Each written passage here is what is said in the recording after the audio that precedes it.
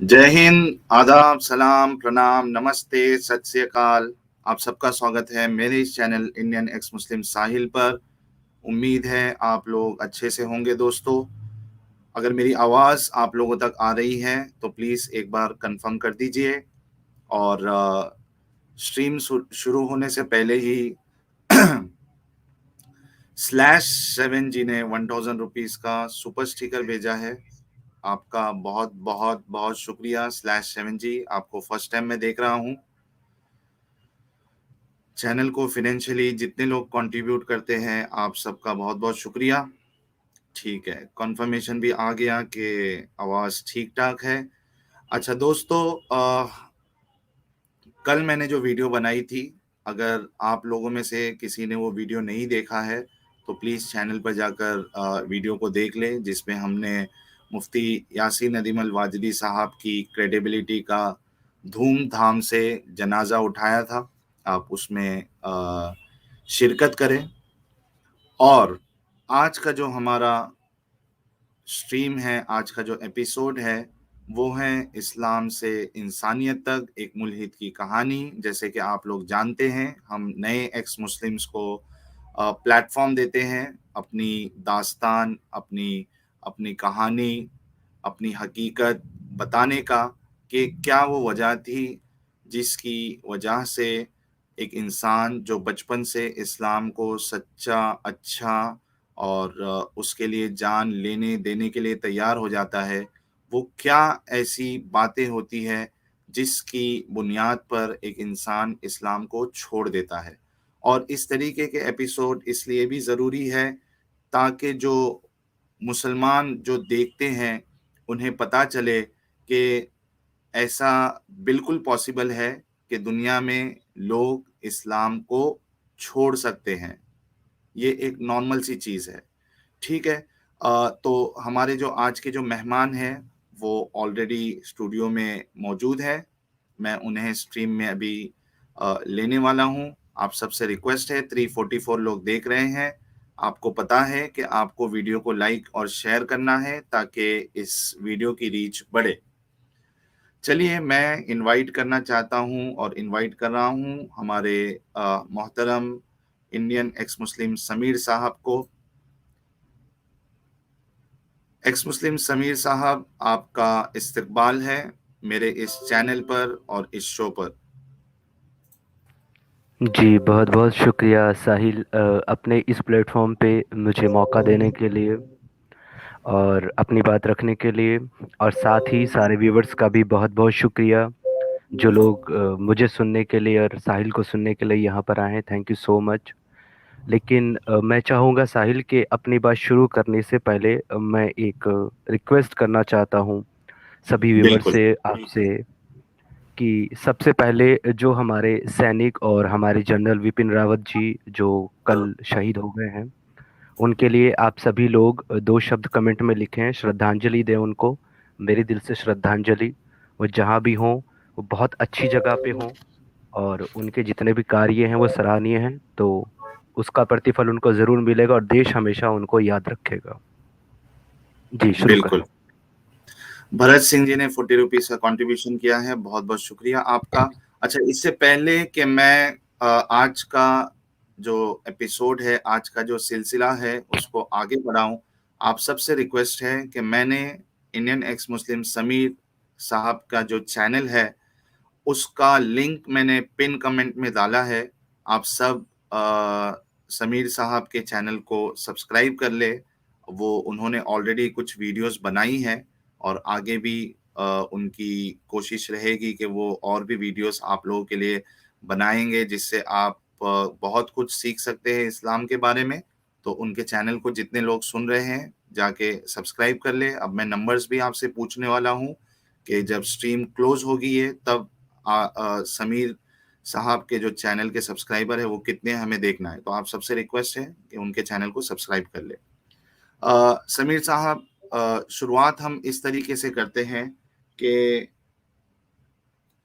चूंकि आप एक मुस्लिम थे, आप इस्लाम को फॉलो करते थे और आपका बचपना उसी में से गुजरा है, तो मेरा सबसे पहला सवाल आपसे यही है कि आप अपने बचपन से लेके इस्लाम फॉलो करने तक जितनी बातें आप बता सकते हैं डिटेल में, या जिस लिहाज से भी, जिस तरीके से भी आप वो मेरे और जो हमारे व्यूअर्स हैं उनके सामने रखिए। एक बात का ख्याल रखना है आपको कि आप कोई ऐसी इंफॉर्मेशन ना बताएं जिसकी वजह से आपकी आइडेंटिटी रिवील हो या आपकी जान को खतरा हो। Sir please continue. जी, बिल्कुल, थैंक यू सो मच कि आप लोग इतनी परवाह करते हैं, और जब आप जैसे दोस्त और इतने सारे प्यार करने वाले लोग साथ हैं, तो सर सच कहते हुए जान भी चले जाए तो कोई टेंशन नहीं, लेकिन मैं पूरा ख्याल रखूँगा कि मैं अपनी प्राइवेसी का पूरा-पूरा ध्यान रखूँ। जी जैसा कि साहिल आपने कहा, मेरा जो जन्म है, वो एक ऐसे सुन्नी परिवार में हुआ था, जहाँ मेरी जो वालिदा थी, मेरी जो अम्मी थी, वो एक्चुअली बरेलवी मसलक से थी। मतलब मेरे नानके वाले बरेलवी मसलक को मानते थे, लेकिन मेरे वालिद की तरफ के जो लोग थे, वो देवबंदी मसलक के थे। हालाँकि ये चीज़ें जो है तकरीबन 20 ती 30 या 40 साल से ज़्यादा उठी हैं, उससे पहले सभी लोग इतना ज़्यादा इस पे ध्यान नहीं देते थे। तो मेरी जो परवरिश हुई है, उसमें दोनों ही मसलक का पूरा असर दिखा। लेकिन मेरी फैमिली उतनी ज़्यादा कट्टर नहीं थी, जिस तरीके से वो एकदम से अ, मतलब पूरी तरीके से स्ट्रिक्ट फॉलोवर जो होते हैं इस्लाम के, वो नहीं थे। हाँ, जी इस्लाम के मानने वाले थे और भी हैं। तो तकरीबन मेरी जो शुरुआती पढ़ाई है, वो किसी मदरसे या किसी भी मस्जिद वगैरह में नहीं हुई, ना मैंने कभी कुरान पढ़ा। इवन मैंने दुनियावी तालीम हासिल करी। मैंने हाई स्कूल किया, उसके बाद मैंने इंटर किया, उसके बाद मैं शिफ्ट हो गया एक बड़ी सिटी में, मेट्रो सिटी में। और वहाँ से मैंने पहले ग्रेजुएशन किया फार्मेसी में, उसके बाद मैंने पोस्ट ग्रेजुएशन किया। उसके बाद मेरा हमेशा से सपना था कि मैं पीएचडी करूं, तो मैंने अच्छा, आपने पोस्ट यूनिवर्सिटी में ग्रेजुएशन एडमिशन भी लिया। कंप्लीट किया है? जी। चलिए, बहुत बहुत अच्छा किया आपने जी। उसके बाद फिर? उसके बाद मैंने पीएचडी में एडमिशन लिया, जो मेरी स्ट्रीम थी उसमें। लेकिन कुछ रीज़न की वजह से, कुछ फैमिली प्रॉब्लम्स और कुछ फाइनेंशियल प्रॉब्लम, क्योंकि मेरी फैमिली ज़्यादा पढ़ाई करने में मुझे सपोर्ट नहीं करती थी, तो मैंने उसको ड्रॉप आउट कर दिया आफ्टर 3 मंथ्स ही। और मैंने अपने लिए कुछ काम करने की सोची। तो मैं एक पता नहीं, इससे शायद मेरी आइडेंटिटी रिवील होने का खतरा है, तो मैं इसको स्किप करूंगा। बट मैंने एक रेडियो स्टेशन पे काम किया एज ए जॉकी, आरजे में था। उसके बाद मैंने कुछ साल काम करने के बाद उसको छोड़ा। तो मेरी मुलाकात एक तबलीगी जमात के एक अमीर थे उसी शहर के, उनसे हुई। तो जी उन्होंने मुझे इस तरीके से समझाया इस्लाम को कि ये सब चीज़ें जो है, गाना बजाना, ये सब चीज़ें बहुत गलत हैं, हमारे मज़हब में बना है, तो ये सब चीज़ें नहीं करो, इस छोड़ दो। तो मेरे ऊपर उनकी बातों का इतना असर हुआ कि मैंने फर्स्ट टाइम साहिल, 3 दिन के लिए मैं रेडी हुआ, 3 दिन की तबलीगी जमात में जाने के लिए, और मैं गया।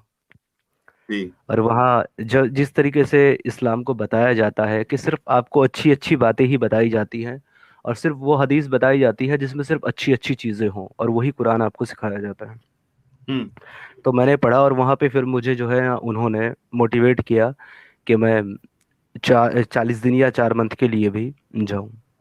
हम्म तो उस टाइम तो मैं वापस आ गया, और उसके ठीक 10 दिन के बाद मैं 40 दिन के लिए चला गया। मैंने 40 डेज लगाए। और जो उस वक्त हमारी जमात के अमीर थे, यानी जो जिम्मेदार थे, उन्होंने मुझे ऐसा मोटिवेट किया कि तुम 4 महीने पूरे। साहिल, मैं वहां से 4 महीने और 15 दिन लगाने के बाद वापस आया। ये एक, लेकिन आपको बीच में थोड़ा सा मैं इंटरप्ट कर रहा हूँ समीर। ये तबलीगी जमात वाले जो है, एक बार आपके अगर पीछे पड़ जाए तो वो जी। आपका पीछा नहीं छोड़ते जब तक आप जो है ना वो 3 दिन, 40 दिन और 4 महीना ना लगा लो। बिल्कुल सही कह जब रहे हैं तक आप, ऐसा आपका ही पैजामा जो है वो टकने के ऊपर ना करवा दे, आपकी मुच्छी साफ है। करवा दे, और दाढ़ी जब तक बढ़वा के सर पे टोपी ना आ जाए, तब तक वो आपका पीछा नहीं छोड़ते हैं ये। जी। असल में साहिल भाई, क्या बात है, सिर्फ यहाँ पे पैजामे तक की बात नहीं थी। 4 महीने के बाद जब मैं आया, तो मेरे बाल भी काफ़ी बड़े थे, और मेरी दाढ़ी भी भाई माशाल्लाह काफ़ी बड़ी थी। इसके साथ साथ ही आपको यकीन नहीं होगा, मैं पूरे अरबी लिबास, यानी वो सर पे इमामा और जुब्बे में आ गया था। डीप चले गए थे बहुत आप। बहुत ज्यादा डीप उसमें मैं घुस गया। तो अच्छा नसीम, जैसे एक मैं, मिनट, हाँ, हाँ नसीम शेख जी यूट्यूब के मेंबर बने हैं, आपका बहुत बहुत शुक्रिया जी। बहुत डीप चले गए, आपके वो पीछे से बाल बढ़ गए पूरा, वो सुन्नत को फॉलो करने की चक्कर में, और वो टोपी के नीचे से बाल जो है वो राउंड हो जाते होंगे अपने आप। हाँ जी वैसी बिल्कुल कुछ वैसा ही हालत था। हुई होगी आपकी भी। हाँ जी हाँ जी। वो जुब्बा जी और वो जो बाल थे वो सुन्नती, वो पूरे रखने बराबर, तो वो मैंने रखे। तो इसी दौरान, अब पहले कभी इस्लाम को पढ़ा नहीं था, तो इसी 4 महीने के दौरान मेरा जो पोटेंशियल रहा है शुरू से ही, साहिल, पढ़ाई जी लिखाई को, चीज़ों को पढ़ने और याद करने का, और किसी चीज़ को अगर स्टार्ट करो तो उसमें डीपली चले जाने का, तो ये शुरू से जी। ही मेरा रहा है। इवन मैंने हाँ, हाई स्कूल के जो एग्जाम थे उसमें मैंने हम्म, पूरे साल पढ़ाई नहीं की, लास्ट के सिर्फ 2 महीने मैंने बुक्स उठा के देखी और 79% मार्क्स के साथ पास हुआ। यानी आप बिल्कुल मेरे जैसे ही थे। जी बिल्कुल, मेरा मेरा ऐसा भी ही कुछ ऐसी ही माइंड कुछ था। हाल था। तो वहां पे मुझे इस्लाम को पढ़ने का मौका मिला और हम्म, मैंने इसको डीपली पढ़ा। तो मैंने वो तो पढ़ा ही जो अच्छी चीजें थी, साथ ही मैंने और किताबों को, जिन्हें पढ़ने के लिए शायद तबलीगी जमात वालों को इजाजत नहीं मिलती, लेकिन मैं जिद्दी टाइप का था, मुझे जो जो हम्म, मिला मैंने सब पढ़ा। तो मैंने ऐसी हम्म। कुछ चीजें भी पढ़ डाली जो मेरे लिए सोचने की वजह और तबलीगी जमात के लिए सरदर्द बन गई। ओ हो। अच्छा, ये तबलीगी जमात में आपने कितने बार वक्त लगाया, यानी 40 दिन में 4 महीने भी निकले थे आपने बताया ना, या मैंने चार एक महीने बार से चार कम गए थे? महीने मैंने एक बार 4 महीने लगाए हैं, उसके बाद 2 बार मैंने 3 बार, सॉरी, मैंने 40 दिन लगाए हैं, और 3 दिन मैंने कितनी बार लगाए हैं इसका तो मुझे याद नहीं, क्योंकि मुसलसल 4 साल तक मैं लगातार हर महीने 3 दिन लगाता रहा हूँ साहिल। ओ हो। अच्छा, आपने तो लगाया है, आपने कितने लोगों से लगवाया है, यानी जमात में जाना? लगवाने का तो अंदाजा आप इससे लगा लीजिए कि 2 चिल्ले की जो जमात थी 40 दिन की, मैं उसमें अमीर था। हाँ। अच्छा, अब ये जिम्मेदार अमीर था क्या तो। होता है, जरा हमारे व्यूअर्स को भी बताइए कि ये जो तबलीगी जमात में एक अमीर वाला सिस्टम है, वो क्या होता जी, है और क्यों होता है? वो इसलिए होता है कि अगर 10-12 लोग जो है इकट्ठे होकर के, इसको अल्लाह के रास्ते में बोलते हैं, कि अल्लाह के रास्ते में निकलते हैं, तो हम्म, उनको मेंटेन करने के लिए, उनको वेल ऑर्गेनाइज करने के लिए, उनको इंस्ट्रक्शन देने के लिए और चीज़ें डिसाइड करने के लिए एक जिम्मेदार को तय किया जाता है कि भाई आप इन सब के ऊपर जिम्मेदार हो, इन सबको मैनेज करना आपकी जिम्मेदारी है, तो उसको अमीर बोलते हैं। सही। तो वो हम्म। 2 बार 40 दिन की जमात में मैं बनाया गया, और 3 दिन अच्छा, की अमीर जमात भी में तो बनाए अक्सर गए आप। बनाता था। जी। मुझे तो इतनी हंसी आती है सही में, हालांकि मैं भी कई सालों तक मैं तबलीगी जमात से जुड़ा रहा, और असल में मेरा ये मसला था कि मैं मतलब इस जमात में जाने से दूर भागता था मैं। बाकी सब तो ठीक है, लेकिन वो जमात में जाना मुझे पसंद नहीं था। तो वो अब जी। सोच के बहुत हंसी आती है कि यार ऐसी सब चीजें भी हमने की है। हम्म। जी, तो बहरहाल आप अपनी बात को आगे कंटिन्यू करिए। फिर अमीर भी बने आप, और दूसरे लोगों को भी आपने यानी मोटिवेट किया जी। जमात में निकलने के लिए। उसके बाद? असल में मैंने जैसे कि बताया, तो वहीं मुझे इस्लाम को पढ़ने का मौका मिला, तो मैंने वहीं कुरान को पढ़ा। उसके बाद मैंने हम्म, तर्जुमा पढ़ा कुरान का। लेकिन इतना ज़्यादा डीप नॉलेज इस्लाम के बारे में नहीं थी, तो तर्जुमा पढ़ने के बाद भी मामला थोड़ा सा बराबर ही रहा, कुछ ज़्यादा चीज़ें समझ में आई नहीं। क्योंकि वैसे भी आपको लेकिन पता है, तर्जुमा भी ये जो है ना अपने अकॉर्डिंग करते हैं, जो होते हैं ओरिजिनल टेक्स्ट उसके अकॉर्डिंग तर्जुमा मोस्टली नहीं होता। अच्छा, इसमें लेकिन मैं एक चीज आपको बता दूं कि आम तौर पे अगर आप तबलीगी जमात को देखें, या फिर बरेलवियों को आप देखें, तो आपको वो जी कुरान का तर्जुमा भी नहीं पढ़ने देंगे, ये कहकर कि ये आम इंसानों के समझने की किताब ही नहीं है, आप खुद से समझोगे तो गुमराह हो जाओगे। ये आपने सुना था ये चीज या बिल्कुल। नहीं सुना था? बिल्कुल ऐसा ही है। वो ये कहते थे कि आप जो है ना, नहीं, सिर्फ पढ़ने की बात नहीं है साहिल, वहाँ पे हम्म, असल में तबलीगी जमात में बयानात होते हैं, बयान होते हैं, बातचीत होती है, गश्त हम्म, के लिए भी होती है, बाकी उनकी जो है तश्कील करने के लिए भी होती है। तो उसमें भी हम्म, ये था कि हम आलिम नहीं है, मतलब हम जाहिल लोग हैं, तो हम जो है हम मसले भी बयान नहीं करते, हमें सिर्फ फजीलत बतानी है, यानी कि हमें सिर्फ हम्म। फायदे बताने हैं। तो इसी चीज़ों पर फोकस रहता था। जी जी, बिल्कुल बिल्कुल सही कहा आपने, फजीलत पे ज्यादा ध्यान देते हैं। जी। ठीक है। फिर उसके बाद आपने कुरान का मुताला शुरू किया जमात में रहते हुए हाँ ही। जी, ठीक। हयातुस साहबा पढ़ी मैंने उर्दू में। हम्म, और फजाइल अमाल पढ़े। उर्दू पढ़ना भी मैंने वहीं सीखा। उससे पहले मुझे उर्दू भी पढ़ना नहीं आता था, कुरान भी हम्म सीखा। और साथ ही मैंने अम का जो पारा था वो तो तकरीबन मुझे 90% जो है पूरा हिफ्स कर लिया था मैंने, लास्ट का जो 30वां ओहो। पारा है। हम्म। इसके साथ इसके अलावा सूरह यासीन, सूरह रहमान भी मुझे जो है आधी से ज्यादा याद थी, हम्म मुजबानी, हम्म। जो कि शायद आज भी याद ही है। हाँ। अब वो इतने बार आप रोज उसको पढ़ते हो तो जी ऑटोमेटिकली कई सारा हिस्सा जो है वो याद हो ही जाता है। बिल्कुल। जी। तो साहिल, मैं इन सब चीज़ों के साथ साथ जो है ना, अब वो दिमाग में तो ये चीज़ें भरी हुई थी कि जो एंटी लोग हैं वो तो सिर्फ मुखालफत वाली बात करते हैं, असल में यही सच है। लेकिन उसके हम्म बाद भी कुछ चीज़ें ऐसी थी जो गले नहीं उतर रही थी मेरे, क्योंकि मैंने दुनिया की तालीम भी हासिल की थी। Actually I was a educated person, so I can not believe hmm. On behalf of anything, तो इसलिए मैंने थोड़ा सा जो है ना डीपली गया और मैंने सीखा। तो जो फ़ज़ाइल अमाल बड़ी मशहूर किताब है तबलीगी जी। जमात की, हम्म उसके अंदर शुरू में जो है हिकायत सहाबा के नाम से एक दर्स है। तो उसके अंदर सहाबा इकराम के जो है किस्से लिखे हुए हैं। हम्म तो पहला जो मेरा दिमाग खराब हुआ उस 4 महीने के दौरान, वो वहां से हुआ कि हिकायत सहाबा के अंदर जो हजरत उमर खलीफा थे उनका एक किस्सा मौजूद है। जी। तो हम्म उसमें ये बताया गया है कि उनकी वो जो है रात को गश्त करने के लिए निकला करते थे, तो वो एक जंगल के पास से गुजरे जहां से एक औरत के कराहने की आवाज आ रही थी। ये किस्सा पूरा उसके अंदर लिखा हुआ है। हम्म तो उन्होंने अपने नौकर जो उनका गुलाम था उससे कहा कि भाई देखो क्या मामला है। तो उसने देखा कि एक बद्दू आदमी है। बद्दू आपको पता ही है किसे कहते हैं अरब के अंदर। हम्म। तो हाँ। उसकी बीवी को जो है डिलीवरी का जो पेन होता है, दर्द जे, वो हो रहा है। हम्म तो उन्होंने पता करवाया उसके पास कोई औरत है कि नहीं है। तो उन्होंने बताया कि बहरहाल कोई औरत वहां नहीं थी। उसके बाद में उन्होंने क्या किया कि वो वापस अपने घर आए और अपनी बीवी जो हम्म थी उम्मे कुलसूम, हम्म उसको उन्होंने लिया और उसको बोला कि चलो तुम्हें मेरे साथ चलना है, और वो उनके साथ हो गई। अब हम्म। यहाँ जो इस किताब के जो मुसन्निफ है वो मौलाना जकरिया, जकरिया खानदेलवी साहब ना, खानदेलवी साहब ही है ना? नहीं देलवी नहीं है, मौलाना जकरिया वो जो है वो एक्चुअली रहने खानदेलवी। वाले थे, सहारनपुर के रहने वाले थे। अच्छा। सहारनपुर हाँ। के मदरसे में वो आलिम थे। और जो मौलाना हम्म इलियास साहब रहमतुल्लाह अलैह थे, जो यानी कि जो तबलीगी जमात का काम जिन्होंने शुरू किया था तकरीबन 1852 में, तो ये हम्म। उनके उस्ताद भी रह चुके थे। अच्छा। तो लेकिन उन्हीं की वो मौलाना किताब है। जकरिया जो है वो काफी फेमस है। जी बड़े फेमस है, बल्कि ये जो बहिश्ती जेवर है ये मौलाना जकरिया ने ही लिखा है। हम्म हम्म तो वो आगे लिखते हैं कि भाई आखिर वो तैयार क्यों ना होती, वो भी फातिमा जहरा रजी अल्लाह तआला अन्हु की बेटी थी। हम्म अब यहाँ साहब ये लाइन पढ़ते ही मेरा दिमाग खराब हो गया। हम्म। और दिमाग खराब होना लाजिम था, क्योंकि उमर जो है वो रसूलुल्लाह मोहम्मद जो है उनके ससुर हैं। जी।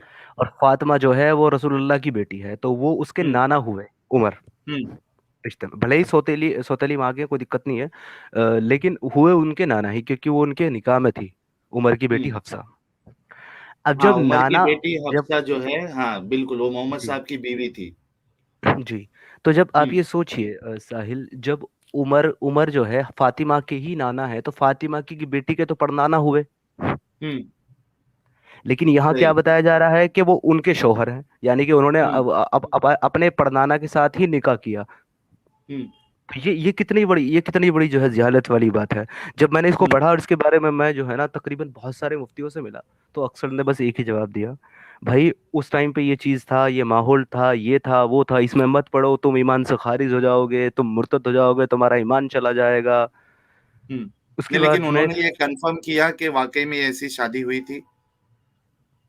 हाँ कंफर्म तो किया, लेकिन उन्होंने बोला कि उस वक्त का रिवाज था और ये जायज है। हम्म मैंने बोला अगर ये जायज है तो आज के दौर में अगर कोई नाना अपनी जो है नातिन से शादी कर ले और फिर आप लोग एक्सेप्ट करके दिखाएं उसको, तब मैं मानूं जायज है, हम्म अगर जायज है तो। और वहां तो नातिन की भी बेटी है जिससे वो शादी की गई है, तो ये तो बिल्कुल ही सरासर गलत है। तो यही हम्म कहा गया कि भाई ये जो है इस्लाम के अंदर क्या कहते थे अक्सर लोग, जो जाहिल लोग हैं ना तबलीगी जमात के लोग, वो क्या कहते हैं कि इसमें इस्लाम के अंदर जो है ना अकल का दखल नहीं है। तो फिर हाँ, मैं उनसे ये बात कहता था साहिल भाई पलट के कि क्यों भाई इस्लाम को फॉलो करने वाले सारे बेअकल हैं या बेवकूफ हैं। हाँ, बिल्कुल। इस्लाम को अगर हम समझेंगे नहीं, हम जानेंगे नहीं, तो हम उसे फॉलो कैसे करेंगे। आपने इस्लाम हम्म, को समझा, नमाज कैसे पढ़नी है, रोजा कैसे रखना है। आपने ये समझा कि ये तबलीगी जमात में निकलने के फायदे क्या हैं। जब आपने जाना तभी तो आप निकले, या बिना जाने आप ऐसे निकल गए बोरा उठा करके। हम्म, तो यह मेरे इख्तलाफात होने शुरू हो गए। और उसके बाद जो है ना फिर मैंने डीपली बहुत हम्म, सारी मुफस्सिरीन की किताब पढ़ी, जैसे मैंने इब्न इशाक साहब को पढ़ा। उसके हम्म, अलावा मैंने जो है बहुत सारी किताबें, मतलब मैंने अलग अलग जो है मुफस्सिरीन की और आलिमों की पढ़ी। तो उसमें हम्म। मुझे बहुत ज़्यादा जहालत मिली। इवन वो किताबों को पढ़ने से पहले मुझे ये भी नहीं पता था साहिल के सेक्स स्लेवरी जैसी भी कोई चीज़ होती थी उस टाइम पे, जिसके बारे में कभी आपको नहीं बताएंगे ये लोग। नहीं, नहीं, अक्सर मुसलमानों को ये चीज पता ही नहीं है कि इस्लाम में सेक्स स्लेवरी जैसी कोई चीज है। बिल्कुल जी पता ही बिल्कुल। नहीं है, बहुत कम लोगों को पता होती है। जी, तो उसके बाद फिर आपको वहां से पता मुझसे चला। मुझसे एक मिस्टेक हो गई है, मैं अपने वर्ड वो वापस लेता हूँ, सॉरी, मुझसे गलती हो गई। बहश्ती जेवर जो है मौलाना जकरिया ने नहीं, अशरफ अली थानवी साहब ने लिखा था। हाँ, हाँ, सॉरी जी, सही। वो मुझसे मिस्टेक हो गई है, उसके लिए मैं हम्म, माफ़ी चाहता हूँ। ठीक है। तो हम्म, वहां से मैंने पढ़ा और ये सब चीज़ें मेरे दिमाग में आने लगी। और हम्म, फिर इतनी आई कि मैं अपने सवालात को लेकर के, जो मेरे यहाँ पे एक मुफ्ती थे, मौलाना भी थे, कारी भी थे, हाफिज भी थे, उससे अलग हम्म, एक कोर्स भी होता है मुफ्ती से ऊपर, उसका मैं अभी हम्म। नाम भूल गया है। तो वो भी उन्होंने किया हुआ था, तो मैं अपने सवालात लेकर के उनके पास जाता था, लेकिन साहिल मुझे कभी भी वो जवाब नहीं देते थे, और देते भी थे तो तसल्ली बख्श नहीं देते थे। हाँ, ये चीज बहुत इंपॉर्टेंट है जो आपने ये कही है कि जो मुफ्ती होते हैं और जो उलमाए दीन है इस्लाम के, उनके पास जवाब हर सवाल का मिलेगा। प्रॉब्लम ये है कि वो जवाब जो होता है वो कन्विंसिंग नहीं होता है, तसल्ली बख्श जवाब नहीं होता है वो। लेकिन जवाब उनके पास सब चीज का है। आप कोई भी चीज पूछो, वो उसका जवाब जरूर देंगे। वो कभी ये नहीं कहेंगे कि ये सही है या गलत है। इसी तरीके से जो मुफ्ती यासिर साहब है, उन्होंने भी जवाब दे दिया। उन्होंने ये जी नहीं देखा कि मैं सही जवाब दे रहा हूं या गलत जवाब दे रहा हूं। लेकिन उनको पता नहीं था कि जिसको जवाब दे रहे हैं, वो अगर गलत जवाब दोगे तो उनको बख्शा नहीं जाएगा। तो ये बात जैसे तो कि एक एडम है। भाई कहते हैं, जी, जैसे कि एडम भाई जी, जी। कहते हैं ना, तो ये अयाल का इस्तेमाल करते हैं जवाब देने में भी, और अल तकिया इस्तेमाल करते हैं। हम्म, बिल्कुल। अच्छा, उसके बाद फिर क्या हुआ? आप उनके पास जाते थे, आपने अपने एतराज रखे, लेकिन वहां से कोई कन्विंसिंग आंसर, तसल्ली बख्श जवाब आपको नहीं मिल रहा था। जी, जब ये सिलसिला तकरीबन 1 साल तक चलता रहा, तो आखिर मैंने डिसाइड किया कि कुछ ना कुछ तो प्रॉब्लम है, और कुछ ना कुछ तो रीज़न है, और जो इन किताबों में लिखा है वो कहीं ना कहीं सच है, इसीलिए ये लोग जवाब नहीं देते और पर्दा डालने की कोशिश करते हैं। और फिर हम्म, मेरी इंसानियत अंदर से जाग गई साहिल, और मैंने ये हम्म। तय कर लिया कि इस इंसानियत के दुश्मन जो ये कल्ट है ना, ये जो मज़हब है, इसको फॉलो नहीं करना, और मैंने इसको छोड़ दिया। अच्छा, ठीक है। तो अगला उसके बाद मैं सवाल यूट्यूब पे आपसे। आया। जी, बस जी, एक बात पूरी कर लेता हूँ, फिर आप अगला सवाल रखिए। उसके जी। बाद मैं अक्सर यूट्यूब पे सर्फिंग करता था, तो एक दिन मेरे सामने जफर भाई की वीडियो आई, जफर हरेटिक साहब जो हैं हमारे। उस हम्म, वीडियो को मैंने देखा, और देखने के बाद फिर तो उस तरह की वीडियो की जो है अंबार लग गए मेरे लाइट लग यूट्यूब गई। पे। हाँ। और फिर मैं उसी उसी जो है सिलसिले में एक दिन आपके चैनल पे आया, आपको मैंने सुना, और मैंने सचवाला साहब को सुना, हम्म, एडम भाई को मैंने सुना, तो बहुत सारे लोगों को मैंने सुना। तो मुझे ये लगता था हमेशा से कि शायद मैं इस तरह की सोच रखने वाला अकेला हूँ। तो मैं हम्म, खामोशी के साथ रहता था, किसी से कुछ कहता नहीं था। लेकिन मुझे यूट्यूब पे आके पता चला कि इंटरनेट ने तो इतना आसान कर दिया है कि अब मुझे पता था कि मैं अकेला नहीं, और मुझ जैसे बहुत लोग हैं। तो यहाँ पे हम्म, मुझे एक प्लेटफॉर्म मिल गया मेरी बात रखने का। और आपने जब उस दिन मुझे मोटिवेट किया वीडियोस बनाने के लिए, तो मैंने अपना एक्सपीरियंस पे बेस्ड पहला वीडियो बना दिया, और दूसरा वीडियो अभी हमारा बिल्कुल एकदम कंप्लीट हो गया है, जो इस हम्म। इंटरव्यू के तुरंत बाद अपलोड हो जाएगा। जी बहुत जबरदस्त। तो अगला सवाल आपसे यही है कि वो कौन कौन सी वजह थी, और आपने जो है ये भी नहीं बताया कि आप मुफ्ती साहब से किस बारे में सवाल करते थे, यानी क्या टॉपिक्स थे। और फिर आपने जफर भाई का चैनल देखा, और उसके बाद मेरा चैनल देखा, उसमें वीडियोस देखे, और एडम का देखा, सचवाला जी को सुना।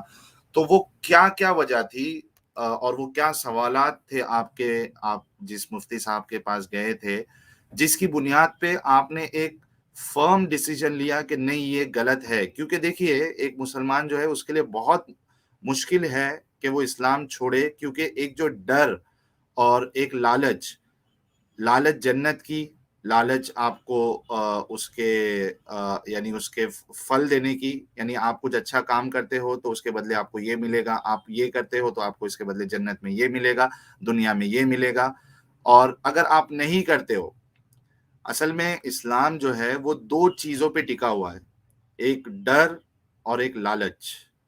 आप कोई भी चीज उठा के देख लीजिए, अगर आप करते हो तो उसमें लालच दी गई है कि आपको ये चीज इसके बदले में मिलेगी, और अगर आप नहीं करते हो तो डर दिखाया गया है कि अगर नहीं करते हो तो आपको सजा मिलेगी, जहन्नम में ये किया जाएगा। अगर नमाजें नहीं पढ़ते हो तो जहन्नम में ये मिलेगा, अगर आप रोजे नहीं रखते हो तो जहन्नम में आपको ये मिलेगा, आप अगर पर्दे का एहतमाम नहीं करते हो तो आपको इसकी ये सजा मिलेगी। तो एक डर और लालच जो है, ये एक बहुत बड़ी वजह है जिसकी बुनियाद पे एक इंसान, एक मुसलमान जो है वो इंसानियत की तरफ या इस्लाम को छोड़ नहीं पाता है वो।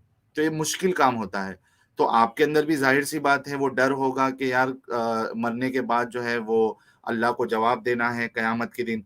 कयामत का दिन तो आप छोड़ दीजिए, वो कयामत कब आने वाली है वो तो आपको भी नहीं पता है। लेकिन सबसे पहले जैसे ही आपको मौत आती है, कब्र में आपसे सवाल होगा। वहां से ही आपको सजा और सजा मिलनी शुरू हो जाएगी अगर आप सवालों के जवाब नहीं देते हो, या आप ईमान पे नहीं थे, या ईमान पे होते हुए भी आपने वैसी जिंदगी नहीं गुजारी जैसे इस्लाम बताता है। तो ये जो डर और जो खौफ है, आपके अंदर भी तो रहा होगा कि अल्लाह को जवाब देना है, कयामत के दिन क्या हाल होगा, कहीं जहन्नम में ना डाल दिए जाए। तो फिर क्या वो इतने स्ट्रॉन्ग डाउट्स क्या थे आपके, जिसकी बुनियाद पे आपने फिर इस्लाम को छोड़ दिया, ये बताइए आप। साहिल भाई, जैसे कि आपने डर की बात की, तो ये डर ही तो था जिसने हमें 30 साल इस गंदगी में फंसा के रखा। लेकिन जब ये जी। डर निकल गया तो हम भी इससे निकल गए। हम्म। इसमें मेरे जो है बहुत सारे ऐसे इश्काल थे, बहुत सारी ऐसी चीज़ें थी जो मुझे पसंद नहीं थी। उसमें तकरीबन 80% तो जो मेरे टॉपिक्स हैं वो आप लोगों से मिलते हैं, लेकिन जो सबसे मेन, जहाँ से ये आग जो है, ये चिंगारी जो थी वो आग बन गई मेरे अंदर, वो एक जी। एक ऐसा चीज़ थी कि एक ऐसा वाकया पेश आया मेरी फैमिली में, मेरे घर में। जी। तलाक हो गया मेरे घर में किसी का। हम्म। और जब वो तलाक वाला मामला पेश आ गया तो वहाँ पे ये बताया गया, हालांकि ये आप और हम सभी जानते हैं कि तलाक हमेशा इस्लाम के अंदर मर्द देता है, औरत नहीं देती है, और सिर्फ मर्द को और ही उसको हक है ले तलाक देने सकती है। का। तो गुस्से में या किसी भी रीजन की वजह से अगर मर्द ने औरत को तलाक दे दिया, तो मर्द का कुछ नहीं बिगड़ेगा। मर्द तलाक दे करके 3 वर्ड कह करके साइड में हो जाएगा। सारी हम्म। चीजें जो भुगतनी पड़ती है साहिल, वो एक औरत को भुगतनी पड़ती है। बिल्कुल। उसकी जिंदगी खराब, उसके बच्चों की जिंदगी खराब अगर है तो उसके बाद में उसको जो है 3 महीने के लिए एक कमरे में कैद कर दिया जाता है। ना तो वो किसी को देख सकती है, ना उसको कोई देख सकता है। इद्दत, इद्दत उसको पूरी करनी है।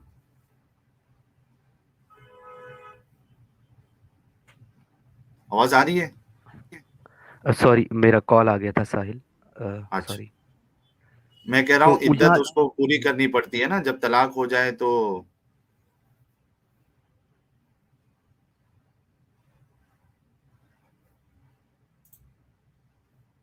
हेलो। लगता है समीर साहब का फिर से कॉल आ गया है। जी मैंने बोल दिया उनको, अब नहीं आएगा। ठीक है। मैं ये कह रहा था कि वो जो आप यूट्यूब बंद कर दीजिए प्लीज।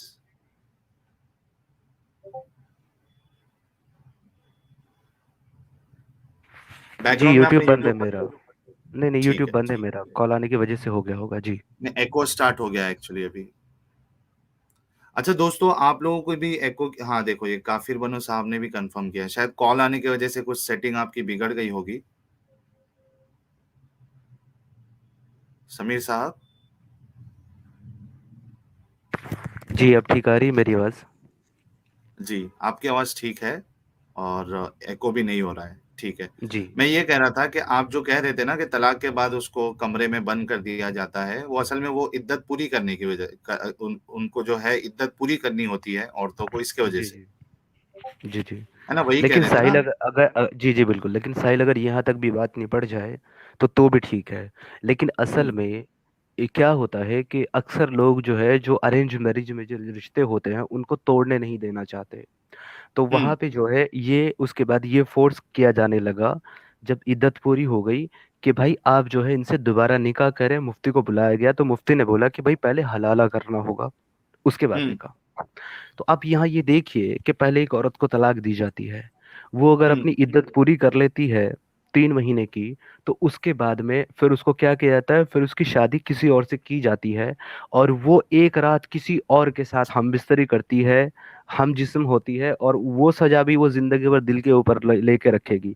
उसके बाद फिर हम्म। वो उसको तलाक देगा, फिर वो 3 महीने 10 दिन के लिए इद्दत में बैठेगी, उसके बाद पहले वाला इंसान शादी कर सकता है। ये क्या, हम्म। ये जुल्म नहीं है क्या औरत के ऊपर? बिल्कुल जुल्म है, बिल्कुल जुल्म है, बिल्कुल जुल्म है, इसमें कोई कोई शक नहीं है। इसमें मर्द का क्या बिगड़ता है साहिल भाई, आप ये बताइए, क्या ऐसा कानून, क्या ऐसी शरीयत कभी भी किसी ऐसे इंसान को बनाने वाले खालिक और रहमतुल लिल आलमीन किसी पैगंबर की बनाई हुई हो सकती है? अच्छा, इसमें अलीशा खान कह रही है 100% wrong information, fake ex Muslim. Alisha Khan ji, आप बताइए कि एक इंसान की तलाक हो गई है, ठीक है। अच्छा, अब सबसे बड़ा मसला तो आप लोग में ये है कि तलाक के मसले पे ही इतना बड़ा इख्तिलाफ है अलग अलग फिरकों में। जो जितने मुकल्लिद हजरात है वो कहते हैं कि 3 तलाक देने से तलाक हो जाती है एक वक्त में, और जो दूसरी तरफ जो गैर मुकल्लिद है वो कहते हैं कि नहीं होती। सबसे बड़ा मसला तो आप लोगों में यही है कि इतनी बड़ी चीज में ही इख्तिलाफ है। आप खुद सोचिए कि इस्लाम कितना, उसकी बातों में कितनी एम्बिग्यूटी है कि एक बात पे अब तक कोई जमा हो ही नहीं पाया है। तो अलीशा खान जी, आप जाके पता करिए सबसे पहले। अच्छा चलिए, हम 3 तलाक ले ले, या जो एक्चुअल मेथड है 3 तलाक का, उसके बाद ले लीजिए आप, 3 बार तलाक हो गई है, डन। अच्छा, उसके बाद अगर वो मियाँ बीवी को फिर से अगर जुड़ना है, तो कैसे उनकी शादी हो सकती है? क्या ऑप्शन है उसके पास? वही ऑप्शन है ना, उसको दूसरे किसी से शादी करनी पड़ेगी। और जब तक हम बिस्तरी नहीं होगी और तलाक नहीं होगा, वो पहले शौहर के पास जा नहीं सकती। इसकी हदीस भी है, कुरान की आयत भी है। तो क्या रॉन्ग इन्फॉर्मेशन आपको दी गई है? क्यों इस्लाम इतना लोगों के जो पर्सनल जिंदगी है उसमें दखल देने की कोशिश करता है? क्या प्रॉब्लम है? और इसमें बता दिया जाता है कि चूंकि, अब बहाने भी देखो समीर साहब के, चूंकि ये बड़ा यानी सीरियस मामला है, इसलिए एक इंसान को सोच समझ कर तलाक देनी चाहिए। यार, सोच समझ के दे या बिना सोचे समझे दे, उसको 100 बार तलाक अपनी बीवी को दे, 100 बार वापिस आ जाए, वो उन दोनों का मसला है, उन दोनों का मामला है। उसमें आपके अल्लाह ने एक तीसरा बंदा क्यों इन्वॉल्व कर दिया? और अगर इन्वॉल्व भी करना था, कई बार तो, हाँ, कई कई बार तो ऐसा होता है कि वो, जैसे समीर साहब ने कहा कि एक इंसान जो है वो गुस्से में आके तलाक दे देता है। अब इंसान, मर्द गलती करे, उसकी सजा भुगते जो है औरत। ऐसा करना चाहिए था ना कि मर्द अगर ऐसी गलती करे, गुस्से में आके दे दे, तो उस मर्द को किसी मौलवी के पास भेज देना चाहिए था। वैसे भी मदरसों में तो आजकल हो ही रहा है, लेकिन वहां पे भी सजा आपने दे दी औरत को, और कहते हैं कि ये मर्द के लिए सजा है। किस हिसाब से मर्द के लिए सजा है? मर्द को सजा देनी थी तो मौलवी को मदरसे में जो है वो अपॉइंट कर लेते, इस मर्द को वहां भेज देते, एक रात जो है वो मौलवी को मजे भी दे दे, और इसका जो है निकाह फिर से हो जाए। तो ऐसा तो नहीं है। सारी सजा जो है, आप खुद एक फीमेल है अलीशा खान साहब, और आप इन इन चीजों को आप जो है वो सही ठहरा रही हैं। बड़ा अजीब लगता है। जी समीर साहब, आप कंटिन्यू करिए। जी। अच्छा, एक और जैसे कि आपने बात रखी ना, उसके बाद ये सारी चीजें हुई कि जो देवबंदी मसलक के जो उलमा थे, उनके मुताबिक उसके 3 बार कहने पर तलाक हो गई थी। हो जाती है, लेकिन बिल्कुल। लेकिन वहीं जो है, जो अहले हदीस हैं, वो कहते हैं कि हम्म। अगर एक वक्त में 3 बार कहा है तो ये एक ही तलाक मानी जाएगी। ये भी बहुत बड़ा हम्म। इश्काल है इन लोगों के अंदर। वही मैंने कहा ना, ये इतना बड़ा जो मसला है, इसमें खुद इनके अंदर इतना बड़ा इख्तिलाफ है। जी। तो यहाँ हाँ। पे उसको तलाक देने वाले को फोर्स किया गया कि भाई तुम ऐसा करो, तुम अहले हदीस मसलक को ज्वाइन करो और इससे वापस शादी कर लो। जुगाड़ जी। ताकि बिना हलाले की शादी हो जाए। हो जाए। हालांकि ये लेकिन जी। खुद ये खुद जो मुकल्लिद हजरात होते हैं, जैसा देवबंदी है, बरेलवी है, जो हनफी मसलक को मानते हैं, या जो शाफी है, ये कहते हैं कि आप अपनी मर्जी के हिसाब से, अपनी चॉइस के हिसाब से आप कभी इस मसलक पे कभी उस मसलक में आप जम नहीं मार सकते। अगर आप हनफी है तो पूरी हनफियत को आपको फॉलो करना पड़ेगा। लेकिन बेचारे यहाँ पे मजबूर हो जाते हैं, कहते नहीं ठीक है, थोड़ी देर के लिए जो है वो आप अहले हदीस बन जाओ। नहीं, थोड़ी देर के लिए नहीं साहिल, ये चीज़ आपने सही कही है कि अगर आप किसी भी मसलक को फॉलो कर रहे हैं तो आपको उसको पूरा पूरा फॉलो करना पड़ेगा। सपोज दैट हम्म। अगर आप जो है हनफी मसलक को फॉलो कर रहे हैं तो आपको पूरा उसी को फॉलो करना पड़ेगा। अगर आप जो है उसको अहले हदीस को फॉलो कर रहे हैं, इमाम शाफी को, तो उसका फॉलो करना पड़ेगा आपको। जिस भी मसलक को आप पकड़ोगे उसको पूरा पूरा फॉलो करना पड़ेगा। जी। तो खैर उसका तो कोई रिजल्ट निकला नहीं, बट मेरा रिजल्ट निकल गया। मैंने फाइनली डिसाइड किया ये सब गंद है, कुछ नहीं है, और मैं इससे निकल गया। ठीक है। अच्छा, अनुभव शर्मा जी ने 100 रुपीज का कंट्रीब्यूशन किया, बहुत बहुत शुक्रिया। Every religion had some bad practices like ex, like sati, jauhar and polygamy, but these things don't happen today. People need to change with time. जो लास्ट स्टेटमेंट है उनका, उस पर बहुत गौर करने की जरूरत है, खास करके हमारे मुस्लिम भाइयों को। People need to change with time. आप अपने आप को 1400 साल पहले की जिंदगी में रखना क्यों पसंद कर रहे हो? वक्त के साथ आगे बढ़ो, रिफॉर्म लेके आओ। लेकिन इस्लाम का सबसे बड़ा प्रॉब्लम यह है कि इस्लाम रिफॉर्म नहीं हो सकता, क्योंकि वो अपने आप को परफेक्ट समझता है। मोहम्मद साहब कह के गए कि इसमें कोई चीज ऐड नहीं हो सकती, इसमें से कोई चीज निकाली नहीं जा सकती, तो कैसे रिफॉर्म होगा? लेकिन यह है कि कम से कम मुसलमानों को रिफॉर्म होना पड़ेगा। विशाल सिंह जी ने 200 रुपीज का कंट्रीब्यूशन किया है, बहुत बहुत शुक्रिया। अलीशा जी, क्या जो कायदा समीर ने बताया वो आप इस्लाम के मुताबिक मानती है? Also interested to know opinion of Mohammad Ali from Pakistan. Consider your own daughter under this situation. जी, समीर साहब, आप कंटिन्यू करिए अपनी बात को। जी। मैंने आपको बता दिया कि ये बहुत सारे रीजंस रहे हैं। इसके अलावा स्लेवरी इन इस्लाम, कि हम्म। आप किसी कबीले के ऊपर आप हमला करते हैं हम्म। सिर्फ इसलिए कि वो आपके पैरोकार नहीं है, आपके मानने वाले नहीं है, आप उसके ऊपर हमला कर देते हैं। और हमला करने के बाद क्या करते हैं कि आप सारे मर्दों को वहां कत्ल कर देते हैं। हम्म। और उसके अलावा ऐसे सारे बच्चे जिनको जो है ना प्यूबिक हेयर हेयर आ गए थे, मतलब बाल आ गए थे, समझ रहे हो ना आप, जो बालिग बच्चों को आते हैं, उनको भी जी, आप चेक बलू। कर करके, उनकी पतलून खोल खोल करके चेक कर करके उनको आप कत्ल कर देते हैं। और हम्म। उसके बाद जो औरतें बचती हैं उनको आप, जो कि किसी की माँ भी है, किसी की बीवी भी है, किसी की बेटी भी है, उनको आप जो है ना एक सामान की तरह वहां से लूट लेते हैं। उनके पैरों में हाथों में आप बेड़ियां डाल देते हैं, उनको गुलाम बना लेते हैं।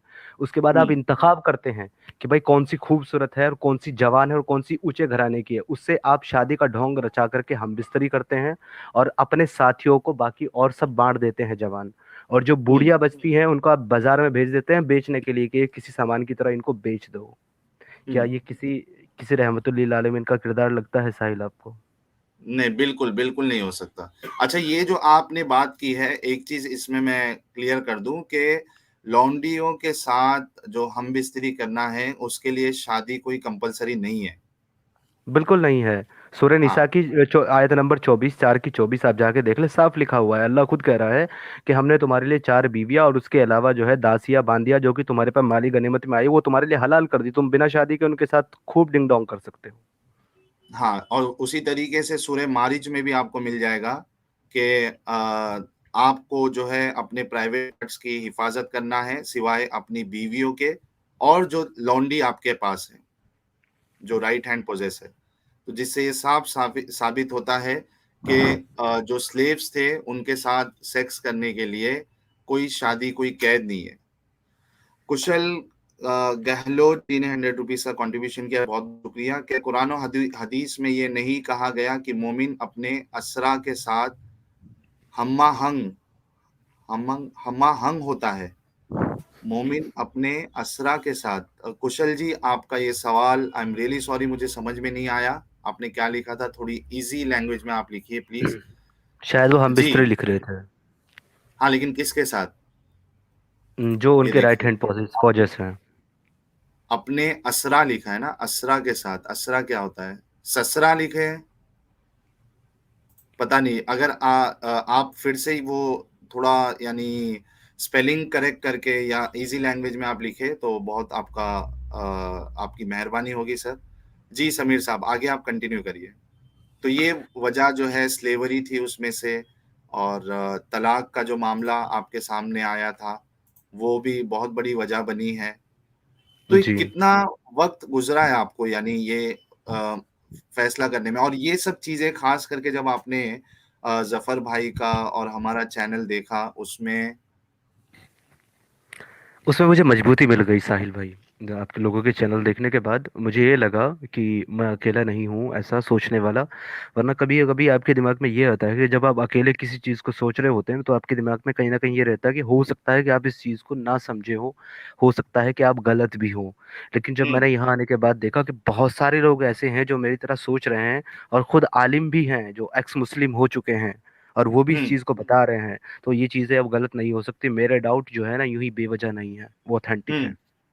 तो मुझे बहुत अच्छा, मजबूती लेकिन मिली। जी। लेकिन लेकिन क्या आपने ये कोशिश की कि ठीक है यार, ये लोग तो बता रहे हैं ये सब चीजें, और जो हवाले दे रहे हैं उसमें भी ये मौजूद है, लेकिन क्या आपने कभी कोशिश की कि किसी आलिम के पास इन सवालात को लेके जाया जाए, या कम से कम ऑनलाइन। आप यकीन नहीं मानोगे साहिल भाई, एक टाइम ऐसा था कि मेरे फोन की जो कांटेक्ट लिस्ट थी उसमें हम्म। 417 मौलाना और मुफ्तियों के नंबर सेव थे। हम्म। वो सब इसी इसी जो है ना मुहिम के चलते सेव हुए कि मैं इन सब लोगों से रास्ता किया इस सवालों के मुतालिक। बट मुझे हम्म। किसी से सेटिस्फेक्शन वाला जवाब नहीं मिला। नहीं मिला। अच्छा, आपके घर वालों को पता चला इस बारे में? उनका क्या रिएक्शन था, या आपने बताना मुनासिब नहीं समझा? जी, मेरे घर वालों को और इसके अलावा मेरे जो बहुत खास दोस्त हैं जो एक तरह से मेरे पड़ोस के कज़न हैं, एक दो लोग उनको इस बारे में पता है। और इवन वो मुझे जो है सपोर्ट भी करते हैं। मेरी हम्म। फैमिली वाले तो सपोर्ट नहीं करते, लेकिन जो बाहर के मेरे एक दो कज़न ब्रदर है उसमें से एक यहाँ कमेंट सेक्शन में मौजूद भी है हमारे साथ लाइव पे, सुन रहा अच्छा। है। हम्म। जी। तो वो लोग जो है मेरी बात को सुनते हैं, समझते भी हैं और सपोर्ट भी करते हैं। तो मेरे घर में सबको पता चल गया है। हालांकि बाहर अभी ये चीज़ें मैंने वाजे नहीं की है, और मुझे हम्म। लगता भी नहीं है कि अभी शायद राइट टाइम है ये सब करने का। नहीं नहीं, बिल्कुल आपको अपनी सिक्योरिटी का बहुत ज्यादा ध्यान देना है। तो घर वालों का रिएक्शन क्या था? घर वालों का रिएक्शन यही था कि तुम तो मतलब वो टॉन्टिंग वाले मामले शुरू हो गए कि भाई तुम तो काफिर हो गए, तुम तो हिंदू बनने वाले हो, तुम वो हम्म। खंजीर खा लो, ये सब चीजें इस तरह की बातें मुझे बोली मरने के गई। बाद आपको क्या किया जाएगा, जलाया जाएगा या क्या जी किया जी जाएगा, जी। ये हाँ सब चीजें ही इनके पास सवालात होते हैं। जो एक्चुअल जो बिल्कुल। एतराज है उसका कोई जवाब नहीं होता किसी के पास। जी। एक्चुअली मैंने अच्छा, एक दिन इससे जब ये बहस पहले कि ज्यादा आप हो आगे गई। बढ़े, जी, इससे जी। पहले कि आप आगे बढ़े, एक्स मुस्लिम समीर साहब के चैनल का लिंक मैंने ऑलरेडी पिन किया हुआ है। सबसे पहला जो कमेंट आपको दिख रहा होगा उसमें आपको उनके चैनल का लिंक मिल जाएगा, आप वहां से उनके चैनल को सब्सक्राइब कर लीजिए। और वीडियो जितने लोग देख रहे हैं, 1600 लोग देख रहे हैं, आप सबसे रिक्वेस्ट है कि लाइक भी कर दे यार। और अगर इसमें से जितने लाइक्स भी है उसका जो माइनस होके 400 500 या 800 जो बच रहा है, अगर आप मोमिन भाई भी है जो देख रहे हैं, तो अगर लाइक करने का दिल नहीं कर रहा है तो कम से कम आप डिसलाइक कर दे। लेकिन एक मेहनत इतनी कर दीजिए कि लाइक या डिसलाइक बटन पे आप क्लिक कर ही दीजिए। क्योंकि देखिए 1600 लोग देख रहे हैं लेकिन लाइक्स बहुत कम है, तो कम से कम डिसलाइक्स आना चाहिए अगर बाकी जो हमारे मोमिन भाई है तो। जी समीर भाई, आप कुछ बोल रहे थे, मैंने आपको इंटरप्ट किया, I am really sorry for that. No no it's okay. Actually जब एक दिन मेरी बहस बहुत ज़्यादा हो गई मेरी वालदा से, तो मैंने उनको प्यार से बैठाया। हालांकि मैं मेरी वालदा की बहुत इज्जत करता हूँ। ये तो इंसानियत है हमारी कि भाई वो हमारे माँ बाप हैं। हमारे लिए तो दुनिया के अंदर खुदा वही है साहिल भाई। अब वो मानते हैं हम्म। किसी और को, ये उनकी सोच है। जी। तो मैंने उनको बड़े आराम से बैठाया और मैंने बैठा करके उनसे सिर्फ एक सवाल पूछा। मैंने उनसे पूछा, अच्छा एक बात बताइए मुझे अम्मी, अगर मेरे वालिद साहब जो हैं उन्होंने और आपने मुझे गोद लिया, मैं आपका सगा बेटा नहीं, मुझे गोद लिया, और उसके बाद में मेरी शादी की आपने किसी लड़की के साथ में, और एक दिन मेरे वालिद साहब आए और उन्होंने मेरी बीवी को जो है देख लिया कुछ अलग अलग तरीके से, मतलब अलग हालत में। और फिर उन्होंने कुछ ऐसी बात कह दी कि भाई दिल भी जो है ना, अजीब चीज बनाई अल्लाह ने, जो किसी की तरफ भी मुड़ जाता है या किसी पे भी आ जाता है। वो बातें सुन ली मेरी बीवी ने और मुझे बता दी। और मैंने ये बोला अपने वालिद को, यानी आपके हस्बैंड को, यानी मेरे मेरे वालिद को, कि भाई मैं अपनी बीवी को तलाक दे रहा हूँ, तुम उनसे शादी कर लो। तो क्या मेरे वालिद उससे शादी कर लेंगे? उन्होंने बोला बिल्कुल नहीं। मैंने बोला अगर कर ले तो क्या ये सही है या गलत है? तो उन्होंने बोला कि बिल्कुल गलत है। मैंने बोला तो मोहम्मद साहब ने क्यों की अपने मुंह बोले बेटे जैद की बीवी जैनब से शादी? अब उनको पता ही नहीं है। कह रही ये नहीं झूठ है, पता। ये गलत है, ये हो ही नहीं सकता। मैंने बोला रुकिए।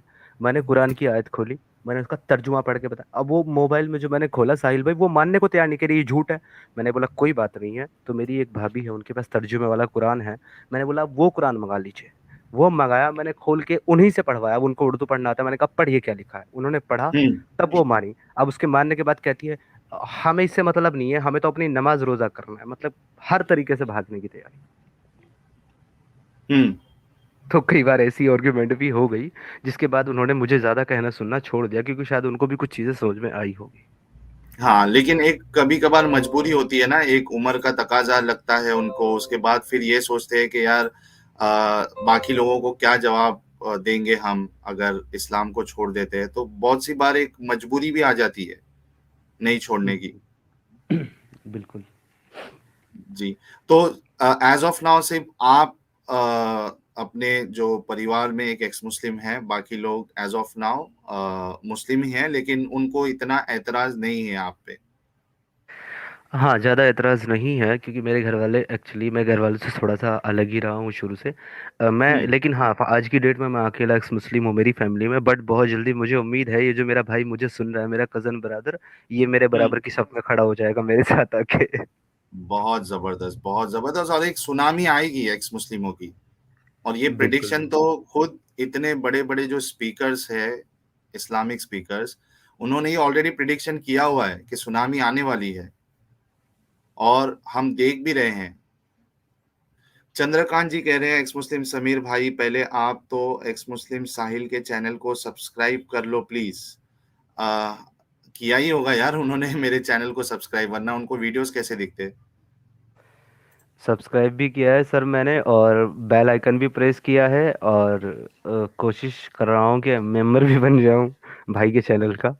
बड़ा ही प्यारा चैनल है, और आप सब लोग भी सपोर्ट करें इनके चैनल को। जी जी। और हम ये जब स्ट्रीम क्लोज होगी या कोई हमारा व्यूअर, आपसे रिक्वेस्ट है कि एक्स मुस्लिम समीर साहब के चैनल के सब्सक्राइबर एज ऑफ नाउ कितने दिख रहे हैं, आप प्लीज कंफर्म करिए। अच्छा चलिए आगे बढ़ते हैं अगले क्वेश्चन की तरफ, जो है कि आपकी कुरान के बारे में क्या राय है। अगर मेरी राय की बात करें तो अच्छा, बहुत एक सिंपल है। सवाल ये है कि मेनी मोमिन्स want to join this stream, is it close stream today? जी बिल्कुल, आज का क्लोज स्ट्रीम है। जितने हमारे मोमिन भाई हैं वो कल ज्वाइन कर सकते हैं और अपनी बात, जो कल का टॉपिक है एपिसोड नंबर 2 के कुरान में ब्रैकेट और तफसीरों की क्यों ज़रूरत पड़ी, उस पे आप तहकीक कर लीजिए, अच्छे से आर्ग्यूमेंट्स बनाइए। और कल नहा धोकर सुरमा और इत्र लगाकर रात के 9 बजे आप ज्वाइन हो सकते हैं। यस इंडियन एक्स मुस्लिम सर, कंटिन्यू करिए आप। साहिल भाई, मेरी कुरान के बारे में वही राय है जो आयशा की थी। हम्म। अब आप पूछेंगे आयशा की क्या थी। आयशा खुद कहती है, सही बुखारी की हदीस है, कि तुम्हारा खुदा जो है ना, तुम्हारी जरूरत पूरी करने में और तुम्हारे मसले को हल करने में बड़ी जल्दबाजी दिखाता है। हम्म। तो कुरान कुछ नहीं है। कुरान एक्चुअली सिर्फ और सिर्फ मोहम्मद, जो रसूल अल्लाह कहते थे, कहे कहे जाते हैं, जिनका मोमिनों का अकीदा है कि वो रसूल खुदा थे, उनके सिर्फ जाती मसलों के इर्द गिर्द घूमता है कुरान। इसके अलावा हम्म। कुरान कुछ नहीं है। बिल्कुल। अगर अगर देखा जाए अगर मैच किया जाए, जो पूरा जो जिस तरीके से आयतें आती थी, वो वही नजर आता है कि एक इंसान जो है, नॉर्मल इंसान, अपनी सहूलियत के मुताबिक यानी उसका नाम ना आते हुए भी वो अपनी बात को मनवा सके, उस हिसाब से उन्होंने एक एक आयतें जो है वो उतारते गए। यार जितने मुस्लिम व्यूअर्स देख रहे हैं, आप खुद सोचो, आयशा आयशा खुद कहती है इस बात को कि आपका जो खुदा है, आपका रब जो है, आपका अल्लाह जो है, वो आपकी ख्वाहिशात को पूरी करने में बहुत जल्दी करता है। क्यों उन्होंने इतनी बड़ी बात की? क्योंकि एक जो बीवी होती है, देखिए क्या होता है ना कि हम दुनिया को कितना भी अपने आप को अच्छा बताने की कोशिश करें, लेकिन जब आप अपनी बीवी के साथ होते हो, अपनी वाइफ के साथ ज़िंदगी गुज़ारते हो, उसको आपके अंदर क्या-क्या चीज़ें हैं, ख़ामियाँ हैं, आप किस तरीके के इंसान हो, वो उसको बराबर से पता होता है। आप इस बात पे गौर करिए। आपकी बीवी आपकी सोच को, आप कैसे हो, कितने अच्छे हो, कितने खराब हो, वो अच्छे से जानती है। और आप फिर अब देखो इस आयशा के स्टेटमेंट को, और खुद अंदाजा लगा लो कि हजरत आयशा ने ऐसा क्यों कहा मोहम्मद साहब के बारे में। राजेश्वर पचोरी जी ने 100 रुपीज का कंट्रीब्यूशन किया है, बहुत बहुत शुक्रिया। What is your view on all देशद्रोही जो बिपिन रावत जी की डिमाइस पर खुश हो रहे हैं? अ, बिपिन रावत जी के बारे में टू बी ऑनेस्ट मुझे पता नहीं है, क्योंकि मैंने कहा कि मैं न्यूज़ से काफ़ी दूर हूँ, लेकिन जैसे कि किसी ने बताया था कि ये आर्मी मैन थे। एक्स मुस्लिम समीर साहब, मुझे करेक्ट करना अगर मैं किधर मिस्टेक कर दूँ। ये आर्मी के जी। जवान थे और सर ये जनरल थे, हेलीकॉप्टर। ये तीनों अच्छा, सेना के जनरल। जनरल थे जी। हाँ, हेलीकॉप्टर में ये शहीद हुए हैं ना, मतलब एक्सीडेंट जो हुआ था। जी जी।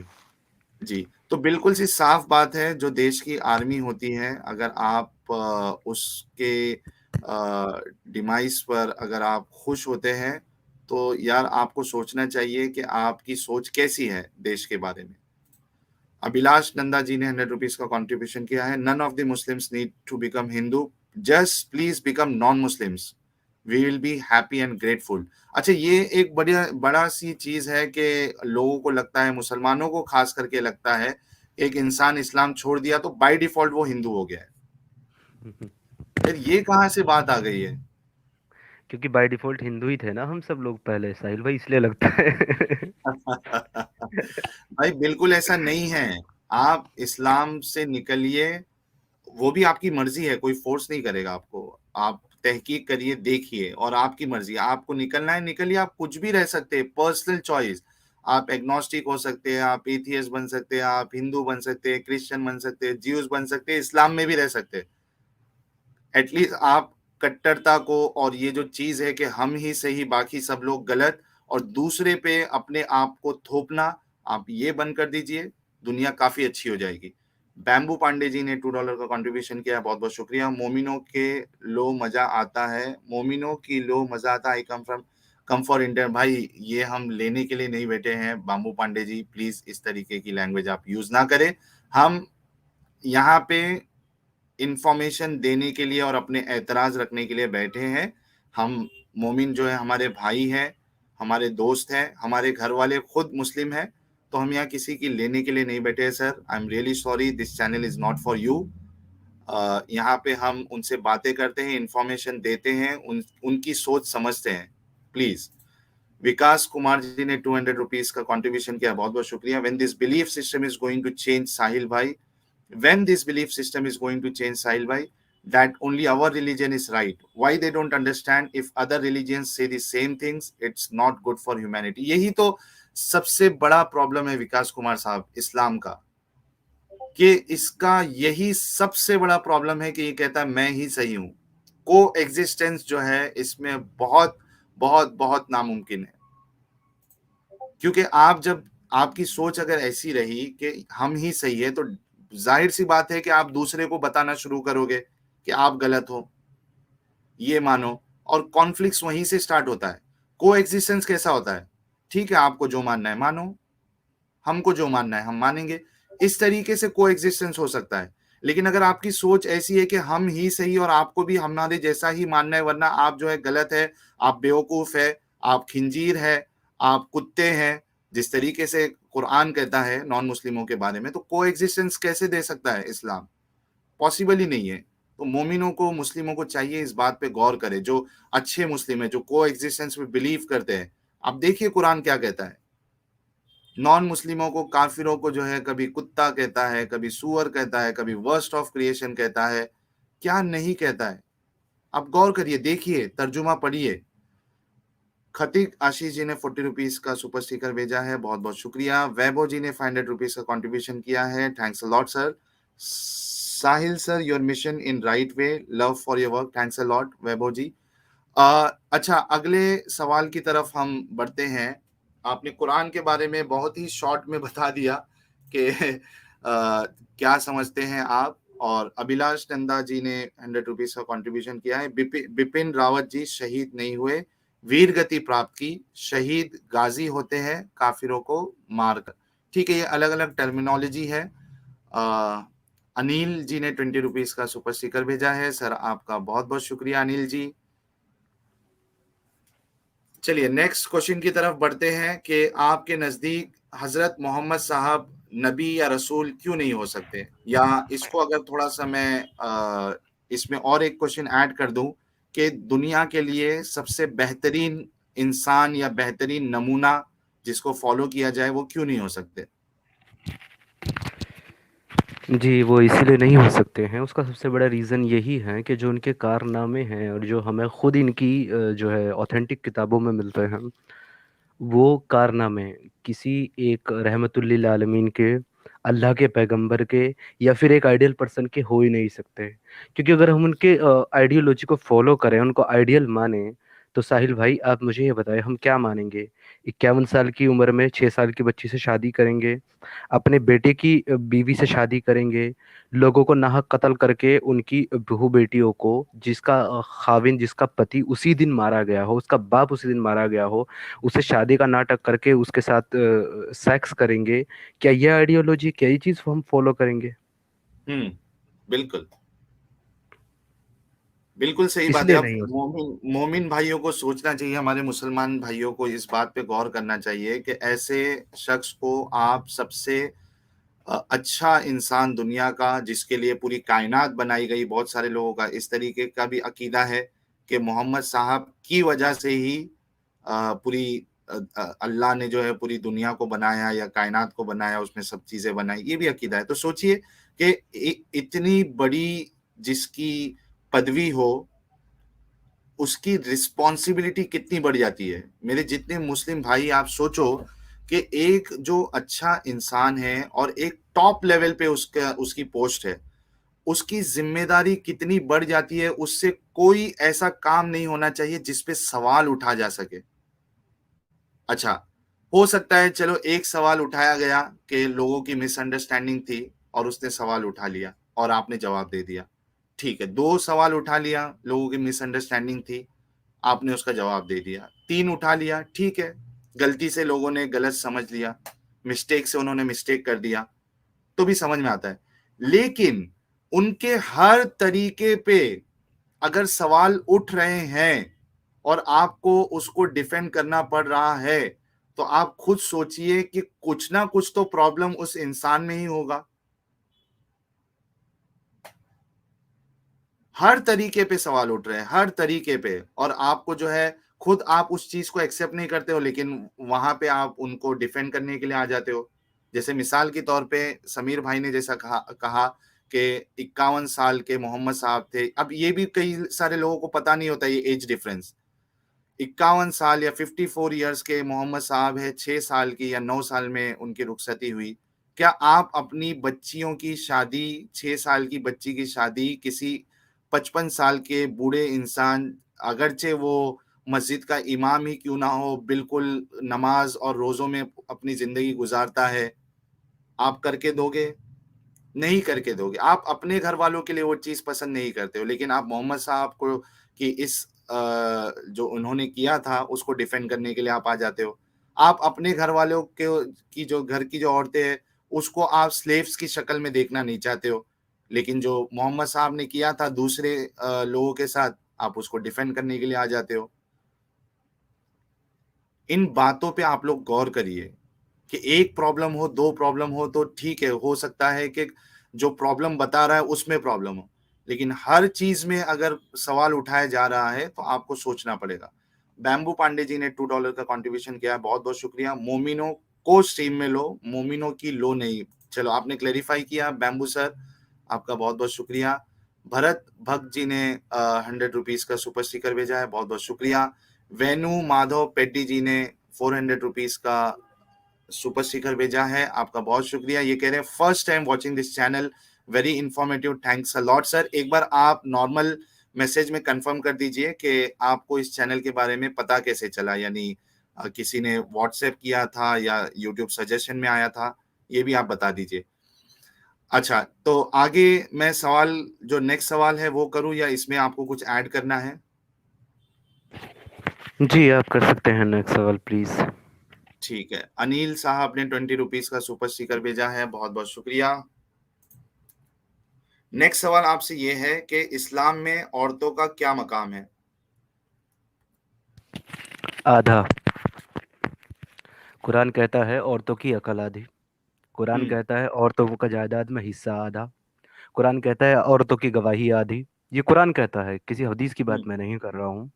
हम्म। जब सब कुछ कुरान के अंदर औरतों का आधा है तो उनकी नमाज भी आधी कर दो, उनके रोजे भी आधे कर दो, उनके गुनाह हम्म। भी आधे कर दो, और जहन्नम के अंदर सबसे ज्यादा कौन जाएगा साहिल भाई? वो औरतें। हाँ, वो भी औरतें। कितना यानी मेल कि डोमिनेंस हर नजर हाल आता में, है।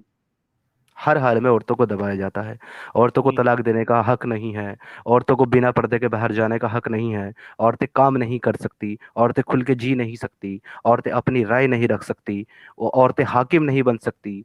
औरतें जो है ना, मशवरा दे सकती हैं लेकिन फैसला नहीं ले सकती, फैसल नहीं बन सकती। इससे ज्यादा क्या डोमिनेट करेंगे औरतों को? सब कुछ तो छीन लिया उनका। हम्म।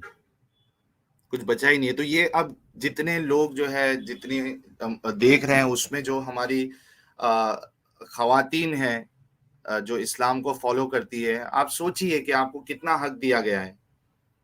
क्या आपको बेवकूफ तो नहीं बनाया गया है इज्जत के नाम पर के? तो इस्लाम जो है वो औरतों को इज्जत देता है, उनके राइट्स देता है। आप खुद सोचिए और खुद फैसला करिए इस बात पे। अगला सवाल ये है कि क्या वो ऐसी चीज है जो मुसलमानों को ये सोचने पर मजबूर कर सकती है कि उन्हें इस्लाम और मोहम्मद साहब की जिंदगी को अकीदत की पट्टी हटाकर पढ़ना चाहिए? यानी क्या वो मैसेज है, क्या वो चीजें आप बता सकते हैं कि उनको सोचने पे मजबूर कर दे कि ठीक है, चलो एक बार हम फिर से अकीदत की पट्टी उतार कर इसको फिर से पढ़ते हैं। इसके लिए तो यही सारी बातें हैं जिस पे अभी हमने डिस्कस किया साहिल भाई। इससे अलग अगर एक किसी पॉइंट की बात की जाए जिसके बारे में सोचने पे इंसान मजबूर हो जाए, तो वो ये है कि एक्चुअली जब कुरान नाजिल हुआ तो वो अरबी लैंग्वेज में था, और कुरान खुद इस बात को कहता है कि हमने जो है ना इस कुरान को तुम्हारी लैंग्वेज में उतारा है ताकि तुम इसको अच्छे से समझ सको। हम्म। तो आप एक बात सोचिए, जब ये कुरान का दावा है और मोमिनों का दावा है कि कुरान जो है पूरी उम्मत के लिए है और कयामत तक आने वाले हर इंसान के लिए है, तो फिर हम्म। इसको अल्लाह ने एक ऐसी लैंग्वेज में क्यों नहीं उतारा जिसको तमाम दुनिया का इंसान समझ सकता था? अरबी लैंग्वेज में क्यों ही उतारा? हमें तो नहीं समझ में आती हम्म। अरबी लैंग्वेज, आपको आती है क्या साहिल भाई? नहीं, बिल्कुल नहीं। थोड़ी तो बहुत नहीं आती है, आती है तो पूरी नहीं। हम उसको हाँ। समझेंगे कैसे? और जो समझने वाले हैं वो हमें ये चीजें समझाने को तैयार नहीं है, इनका जवाब देने को तैयार नहीं है। तो बल्कि मैं उनमें कहता हूँ, इख्तिलाफ है। जी बिल्कुल उनमें इख्तलाफ भी है। तो मैं ये कहता हूँ कि आप जो है, आपको तो थैंकफुल होना चाहिए, शुक्रगुजार होना चाहिए आज के टाइम का, कि आप ऐसे दौर में पैदा हुए हैं जबकि इंटरनेट का टाइम है, और ये इंटरनेट ही है जिसने इस इस्लाम की पोल खोल के रख दी है। अगर ये इंटरनेट नहीं होता शायद आज भी हम पहले की तरह ही इस्लाम को फॉलो कर रहे होते। जी। तो आप जाइए और आप एक बार जो है ना जरूर कुरान का तर्जुमा, आप कुरान डाउनलोड किए, प्ले स्टोर पे अवेलेबल है, गूगल पे अवेलेबल है। जो किताब आपको चाहिए आप उसे अपनी लैंग्वेज में डाउनलोड करके पढ़िए, उसको समझने की कोशिश कीजिए। ये समझ के नहीं कि ये मेरे नबी के बारे में है या ये मेरे इस्लाम का कलाम है, ये समझ के कि मुझे जानना है। आप ऐसे पढ़ें उसको जैसे कि आप फिलहाल किसी भी मजहब में नहीं हैं और आपको किसी एक मजहब में जाना है। तो आप बस आकलन कर रहे हैं, समझने की कोशिश कर रहे हैं कि कौन सा सही है। अगर आप इस हम्म। सोच के साथ उसको पढ़ेंगे, मैं 110% आपको गारंटी करता हूँ आपको मुसलमान होने पे और इस्लाम में होने पे शर्म आ जाएगी। या तो इंसानियत अपनानी पड़ेगी या तो इस्लाम अपनाना पड़ेगा, ये दो एक साथ नहीं चल सकते।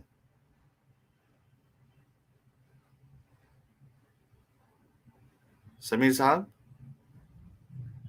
जी, बिल्कुल सही कहा आपने सर, बिल्कुल है ना, नहीं चल दोनों सकती। एक साथ नहीं चल सकते, या तो आपको इंसानियत को अपनाना पड़ेगा या तो फिर इस्लाम को अपनाना पड़ेगा।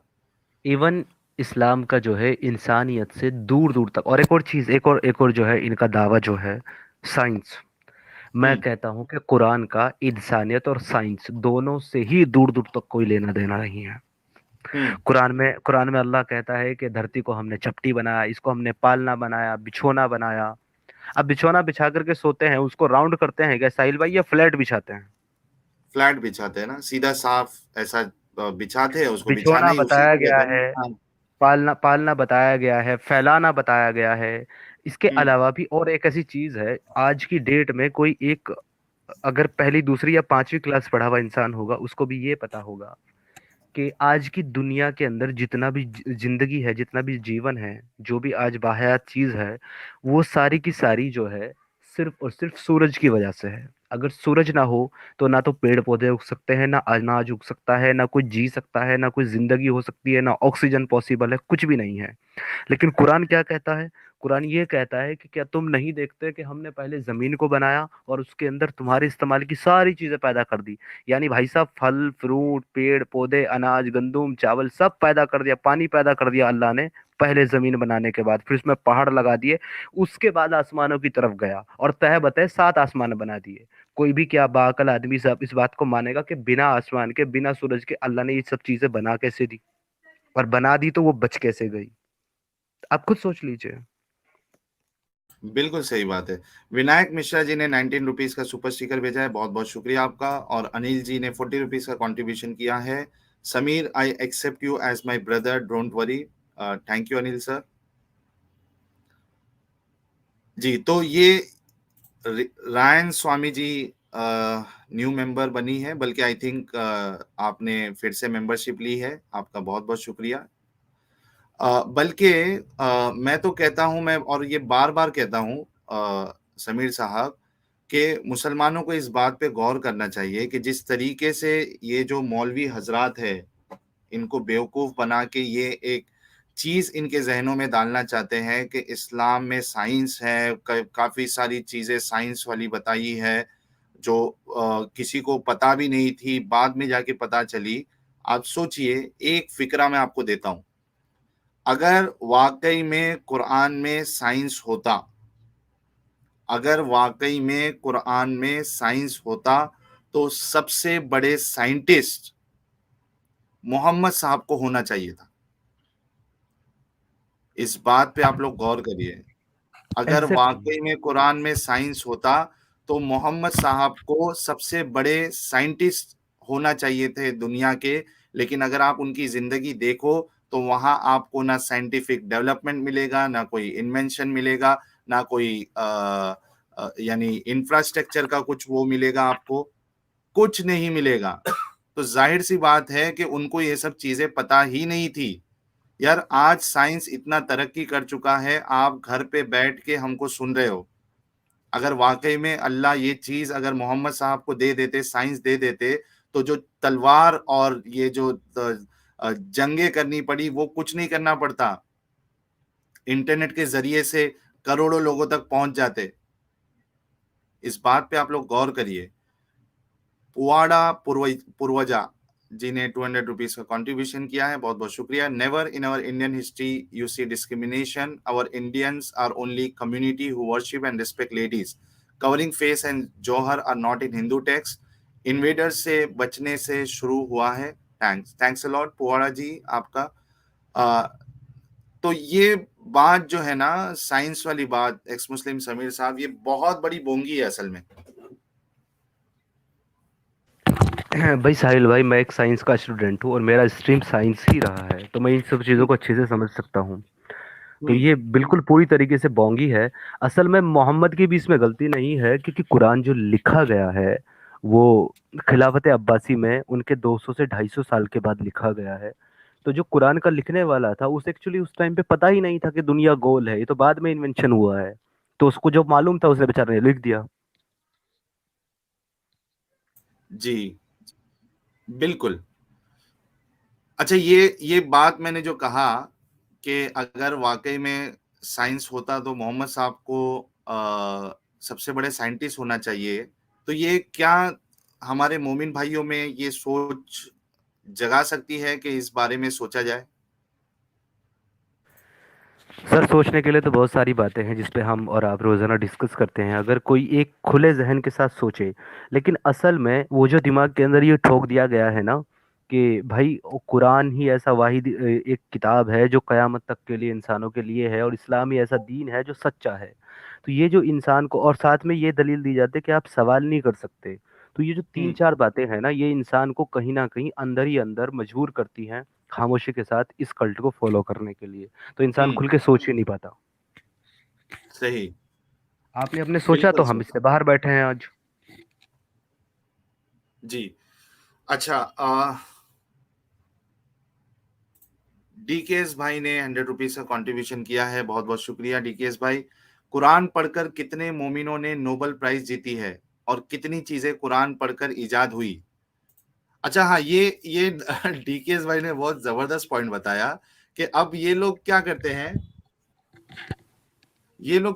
चलो कोई अगर समझो कोई मुस्लिम साइंटिस्ट है या मुस्लिम डॉक्टर है, तो वो उसका क्रेडिट जो है वो इस्लाम को देने की कोशिश करते हैं।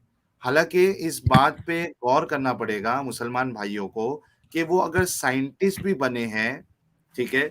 या वो डॉक्टर है बड़े लेवल पर, तो वो इस्लाम की वजह से नहीं है। इस्लाम में से उनको साइंस नहीं मिला जो वो साइंटिस्ट बन गए। कुरान में से उनको साइंस नहीं मिला है, बल्कि जो बाकी लोगों ने जो साइंस की जो डेवलपमेंट या वो जो आगे बढ़ी है साइंस, उसके वजह से आई है वो। इस्लाम की वजह से बिल्कुल इस्लाम को क्रेडिट दिया ही नहीं जा सकता। आपका क्या कहना है इस बारे में, समीर साहब? साहिल भाई, मैं थोड़ा सा आपको करेक्ट करना चाहूँगा। एक्चुअली मुस्लिमों का ये जो दावा है वो सिर्फ मुस्लिम साइंटिस्टों के लिए नहीं, ये तो सारे नासा वालों को भी क्लेम करते हैं कि नासा वाले कुरान पढ़ के ये सारी चीज़ें ईजाद करते हैं। लेकिन असल बात ये है कि मैं ये चैलेंज देना चाहता हूँ अपने सभी मोमिन भाइयों को जिनका ये अकीदा है कि आप कुरान के अंदर से ऐसा एक इन्वेंशन निकाल के दिखाएं जो अब तक साइंटिस्टों ने इजाद नहीं किया है, तो मैं मान लूंगा ये कुरान किताब है साइंस हुँ, की। आप वो चीज निकाल के क्यों बताते हैं जो इन्वेंशन हो गई है? आप बनने के ऑलरेडी बाद है। क्यों क्रेडिट देते हैं? आप बनने के बाद क्रेडिट देते हैं कि हाँ देखो जी ये ऐसे ऐसे बना, ये ऐसे ऐसे कुरान के अंदर लिख, किसी भी आयत से जोड़ देंगे उसको। अब जैसे कि वहां पे कुरान के अंदर अल्लाह कहता है कि हमने जो है इंसान को या जिंदगी को पानी से पैदा किया। भाई पानी से पैदा करने का मुराद वहाँ क्या है? तो ये क्या कहेंगे, देखो जी आज ये जो थ्योरी है ना इवोल्यूशन इवोल्यूशन की, ये पानी के अंदर बता रही जिंदगी शुरू हुई, देखो कुरान के अंदर लिखा हुआ है। तो ये सब कुछ भी बोंगिया मेल हैं, कर दो। फालतू की बातें हैं, ये कुछ नहीं है। आप ऐसी एक चीज लेकर के आए कुरान से निकाल करके, देखो भाई ये चीज है, ये साइंस है, और ये अब तक इन साइंटिस्टों ने ढूंढी नहीं, इनको बोलो इस पे काम करके इसको इजाद करें तो हम माने। बिल्कुल सही। अच्छा, आखिरी सवाल की तरफ हम आते हैं। आखिरी सवाल आपसे ये है कि ऐसी क्या वजह है जो आपको चेहरा छुपाकर बात करना पड़ रहा है? क्योंकि कई सारे जो हमारे मोमिन भाई हैं, वो ये भी ऐतराज़ करते हैं कि यार आप लोग चेहरा क्यों नहीं दिखाते हो, चेहरा क्यों नहीं दिखाते हो? तो आपकी क्या ऐसी वजह है जो आप चेहरा दिखाकर सामने नहीं आ रहे हो? इसकी वजह बहुत साफ है साहिल भाई। एक्चुअली कुरान तो ऐसा नहीं कहता, मैं आपको ये भी क्लियर कर दूं। कुरान कहीं ये नहीं कहता कि जो इंसान इस्लाम का प्रैक्टिशनर था, वो उसको फॉलो कर रहा था, वो उसको छोड़ दे तो आप उसको कत्ल कर दो। लेकिन इनके जो मुफ्ती हैं ना, जो इनके मुल्ला हैं, वो लोग अपनी उन उन बातों को तोड़ मरोड़ करके इस तरीके से पेश करते हैं, और उन्होंने तमाम लोगों के दिमाग में ये ठोक दिया है कि जो इस्लाम से निकल जाए वो वाजिबुल कत्ल है, उसका सर तन से जुदा कर दो। तो अब ये नहीं पता कि इस सोच वाला इंसान कहाँ हमको मिल जाए, और भाई कहाँ वो मेरा गला काट दे। तो इस चीज से डर लगता है, इसलिए हमें चेहरा छुपा के बात करनी पड़ती है। लेकिन इसका एक सॉल्यूशन भी है साहिल भाई, अगर आपकी इजाजत हो तो मैं देना चाहूंगा। जी, बिल्कुल। देखिए हम सभी रोज बात करते हैं, हम कहते हैं कि एक्चुअली ये हमारे लिए बड़ी खुशनसीबी की बात है। I proud to be an Indian, कि हम हिंदुस्तान भारत के अंदर पैदा हुए हैं। कम से कम यहाँ सेक्युलरिज्म है, यानी कि हम अपनी अपनी विचारधारा को फॉलो कर सकते हैं, यहाँ कोई मजबूर नहीं कर सकता। लेकिन अगर हम किसी मुस्लिम कंट्री में पैदा हुए होते तो साहिल भाई शायद अब आज के इस दौर में शायद आज हम जिंदा नहीं होते। तो हम्म। ये जो चीज मैं कहने जा रहा हूँ, ये सिर्फ और सिर्फ हिंदुस्तान में पॉसिबल है, इंडिया में पॉसिबल है, भारत में पॉसिबल है, जिसमें हमें सपोर्ट चाहिए। हम ये सोचते हैं कि एक ऐसा कानून बनाया जाए जो कि खास एक्स मुस्लिम के लिए बनाया जाए, कि अगर कोई भी इंसान, या फिर खास एक्स प्रैक्टिशनर के लिए बनाया जाए, कि कोई भी इंसान अगर किसी भी धर्म को छोड़कर या किसी भी मजहब को छोड़कर के बाहर निकलता है, तो एटलीस्ट उसको इतनी सिक्योरिटी हो, उसको ऐसा लगे कि वो जहां भी जाए वो सेफ है। ऐसा एक कानून बना दिया जाए जो कि बहुत स्ट्रिक्ट होना चाहिए। लेकिन मैं मानता हूँ कि साहिल भाई, ये जो है, ये जो कानून है ना, ये तब तक नहीं बन सकता जब तक एक तो हमारे मोमिन अवेयर नहीं होंगे, और दूसरा जो कि अदर रिलीजन्स के लोग हैं, जब तक वो इसके लिए आवाज नहीं उठाएंगे। क्योंकि हम्म। हमारे इंडिया के अंदर मेजोरिटी जो है, मेजोरिटी में पॉपुलेशन वो हमारे हिंदू भाइयों की है। वो अगर इस मुहिम में हमारे साथ आगे आए और वो आवाज उठाएं कि एक्स मुस्लिम को प्रोटेक्ट करने के लिए या उनके लिए कानून बनाया जाए, और लोग जब सड़कों पे निकलेंगे और ज्यादातर लोग इस बात को लेकर के आगे बढ़ेंगे, तो आई होप सो बहुत जल्दी ये चीज भी पॉसिबल हो जाएगी। और जिस दिन ये हो जाएगा, उस दिन आप और हम वेब कैम के साथ बैठ करके लाइव स्ट्रीम करेंगे। जी। अच्छा, एक चीज मैं और क्लेरिफाई कर दूं लोगों को, कि जरूरी नहीं है कि एक्स मुस्लिम जो होते हैं उनको सिर्फ जान का खतरा होता है। बहुत से बार क्या होता है कि ठीक है, आपके घर वाले जो है वो भले से आपसे सहमत नहीं है, वो हो सकता है कि आपको एक्सेप्ट भी कर ले, आपके दोस्त भी एक्सेप्ट कर ले। दोस्तों का तो मुश्किल है, लेकिन जो घर वाले हैं वो ठीक है, आपका नुकसान नहीं चाहेंगे। लेकिन सबसे बड़ा प्रॉब्लम, अगरचे अगर जान का प्रॉब्लम नहीं है, सबसे बड़ी जो दूसरी मुसीबत हो जाती है वो सोशल बॉयकॉट की हो जाती है। आपके खानदान वाले आपको सोशली बॉयकॉट कर देंगे, आपके मोहल्ले वाले आपको सोशली बॉयकॉट कर देंगे, आपके रिश्तेदार आपको सोशली बॉयकॉट कर देंगे। तो ये आपके आपके बिजनेस में, अगर आप बिजनेस करते हो तो उसमें इफेक्ट पड़ना शुरू हो जाएगा। तो ये भी एक बहुत बड़ी वजह है जिसकी वजह से जो मुस्लिम इस्लाम को छोड़ देते हैं, एक्स मुस्लिम हो जाते हैं, वो यानी लोगों को बता नहीं पाते कि हमने छोड़ दिया है। तो ये एक चीज भी मुझे ऐड करनी थी। विकास कुमार जी ने 100 रुपीज का कंट्रीब्यूशन किया है, बहुत बहुत शुक्रिया। साहिल भाई, व्हेन वाज बुरखा system started and why it's not in Quran? Quran में असल में पर्दे का हुक्म है, सूरह नूर में आता है पर्दे का हुक्म। और उसकी अगर तफसीर देखो तो ऐसा पर्दा भी बताया गया है कि सिर्फ आपकी एक आंख खुली होनी चाहिए जिससे आप देख सको, और आपको पूरी तरीके से कवर करना है। अब बुर्का जो है वो असल में इसको आप कल्चरल बोल सकते हो, जिस जगह में आप जा रहे हो उस तरीके का बुर्का आपको मिलेगा। एक बुर्का जो है वो कभी भी एक टाइप का नहीं होता है, बल्कि आज का माहौल तो ऐसा हो गया है कि बुर्का जो है उसको एज अ फैशन यूज करती है मुस्लिम औरतें। और मेरे जो मोमिन भाई है वो मेरी इस बात से अग्री करेंगे, वो एज ए उसको फैशन यूज कर रही है। उसमें स्टाइल स्टाइल वाले अलग अलग तरीके वाले बुरखे मार्केट में आ चुके हैं। और ऐसे बुरखे आ चुके हैं कि एक एक फीमेल जो है, एक महिला, एक औरत अगर बुर्का ना पहने तो उसका जो जिस्म है वो इतना रिवीलिंग नहीं होता है जितना बुर्का पहनने वालियों का होता है। आप लोग देख लीजिए, मार्केट में जाके देखिए कि क्या हाल है बुरखों का आज। आबिद अख्तर ने 40 रुपीज का कंट्रीब्यूशन किया है, बहुत बहुत शुक्रिया। इस्लाम माफ करना सिखाता तो पीसफुल रिलीजन होता। जी। अ, देखते हैं और कोई सुपर चैट है उसके बाद। अच्छा, अगर कोई सवाल आपको समीर साहब से करना है तो सुपर स्टिकर के जरिए से आप समीर साहब से सवाल कर सकते हैं। फिर हमें आज का जो एपिसोड है वो क्लोज करना पड़ेगा, क्योंकि मुझे इसको शॉर्ट रखना है ताकि ये वीडियो आप लोग लाखों लोगों तक पहुंचा सके। ज्यादा लंबी वीडियो हो जाती है तो कभी कभार बहुत सारे लोग देख नहीं पाते हैं, इसके लिए मैं इसको शॉर्ट रखना चाहता हूँ। कुशाल गहलोत जी ने 100 रुपीज का कंट्रीब्यूशन किया है, बहुत बहुत शुक्रिया। साहिल जी, वो सचवाला जी के साथ डिबेट में मुफ्ती जी ने जो 7 का चक्कर बताया कुरान में, उसके बारे में आपका क्या कहना है? हिंदू भाई लिबरल है। देखिए, 7 का तो उन्होंने उसको बता दिया कि ये जो सूरह फातिहा की जो 7 आयत है वो ले लिया। मेरा सबसे बड़ा प्रॉब्लम ये है जो उन्होंने 23 नंबर लिया है कुरान की रेवलेशन का जो ईयर है।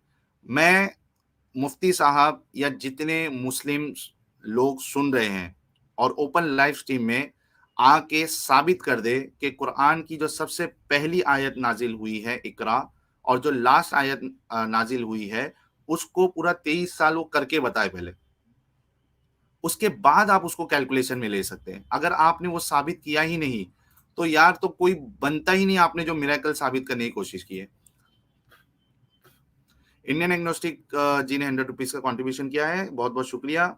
समीर भाई, more than law it's a society that needs to change because even if you have such law you can openly declare apostasy in Muslim areas. Society change होना चाहिए और उसी के लिए हमारी मेहनत है। एक्स मुस्लिम अली भाई ने 5 रियाल का कंट्रीब्यूशन किया है, आपका बहुत बहुत शुक्रिया। और देख लेते हैं कोई सवाल आया है क्या हमारे समीर भाई के लिए, ताकि वो सवाल ले लें और उसके बाद हम क्लोज कर देंगे। अगर कोई सवाल आपका नहीं है तो फिर हम क्लोज करते हैं आज की स्ट्रीम। साहिल देखिए भाई, कुछ अशोक, लोग ऐसे हैं, 3 या 4 लोग ये बोल रहे हैं बार बार कि मैं कोई आयत पढ़ूं ताकि उनको यकीन हो जाए। जी आप ये ले लीजिए सवाल। जी हाँ, नहीं अशोक जी कह रहे हैं कि 22 साल 5 महीने 14 दिन है, तो आप 23 साल 23 एग्जैक्ट नंबर लेके आप कैसे एक एग्जैक्ट नंबर बता के आप उसको मिरेकल साबित कर सकते हैं? बड़ी बेवकूफी है, बड़ी मतलब बहुत बड़ी बेवकूफी, जहालत है। अक्षय चौधरी जी ने 40 रुपीज का कंट्रीब्यूशन किया है, बहुत बहुत शुक्रिया। You guys are saving humanity, we are with you guys always, thanks a lot Akshay ji. SKSS ji नए मेंबर बने, आपका भी शुक्रिया। ग्रीन पीस जी ने $5 का कंट्रीब्यूशन किया है, बहुत बहुत शुक्रिया। सिद्धार्थ जी ने 100 रुपीज का कंट्रीब्यूशन किया, कह रहे हैं सचवाला साहब से मुझे बात करनी है। प्लीज, सचवाला जी का चैनल है सचवाला नाम से, उनके जो ओपन लाइव स्ट्रीम होते हैं उसमें आप लोग पार्टिसिपेट करके अपना सवाल उनसे रख सकते हैं, उनसे बातें कर सकते हैं। अ, मेरे ख्याल से अच्छा दोस्तों, जाने से पहले मैं फिर से रिक्वेस्ट करूंगा, मैंने पिन कमेंट किया है समीर साहब के चैनल का, तो प्लीज आप लोग उसको सब्सक्राइब कर ले और कोई मुझे नंबर बता दे कि एज ऑफ नाउ उनके चैनल के सब्सक्राइबर के नंबर्स कितने हुए हैं। आर के सरदा जी ने 100 रुपीज का कंट्रीब्यूशन किया है। मेरा सवाल है, अगर सारी कायनात को अल्लाह ने बनाया तो काफिर को भी बनाया, फिर अल्लाह की रचना को मिटाकर अल्लाह को धोखा नहीं दे रहे हैं अल्लाह और मोहम्मद? WR जी शायद रॉन्ग कह रहे हैं। बिल्कुल आपका सवाल सही है कि वही अल्लाह जिसने कायनात बनाई, वही अल्लाह जिसने इंसान बनाए, वही अल्लाह जिसने काफिर बनाए, तो वो अपनी ही जो क्रिएशन है उसको दूसरी अपनी क्रिएशन से क्यों मरवाना चाह रहा है? मलातेश जी ने 40 रुपीज का कंट्रीब्यूशन किया। You guys are doing a great job, thanks a lot sir. Ex Muslim Ali साहब जो है नए मेंबर बने हैं और बहुत जल्दी हम एक्स मुस्लिम अली साहब के साथ भी एक इंटरव्यू, मैंने उनसे कहा है कि आप वक्त निकालें, उनका भी इंटरव्यू हम लेंगे। और जितने एक्स मुस्लिम सुन रहे हैं जो एक्स मुस्लिम बने हैं, अगर आपको इस चैनल पर आकर अपनी बात रखना है तो प्लीज आप मुझे ईमेल करिए ताकि मैं शेड्यूल करूं एक लाइव आपके साथ। जी समीर साहब, जैसे आप कुछ आयत पढ़कर सुनाने वाले थे, आप सुना दीजिए, उसके बाद फिर स्ट्रीम क्लोज करते हैं। जी वो क्या है कि अरमान बाकी नहीं रहने चाहिए लोगों के। तो बताइए साहिल भाई, मैं कौन सी आयत पढ़ के सुनाऊं? कोई भी आपको जो याद है, छोटी सी सूरा या कोई भी सूरे से 3-4 आयत आप अगर पढ़ना चाहते हैं तो प्लीज। जी मैं कुछ आयतें पढ़ देता हूँ। अल्हम्दुलिल्लाहि रब्बिल आलमीन अर्रहमानिर रहीम मालिक यौमिद्दीन इय्याका नअबुदु व इय्याका नस्तईन इहदिनस सिरातल मुस्तकीम صراط الذين أنعمت عليهم غير المغضوب عليهم ولا الضالين।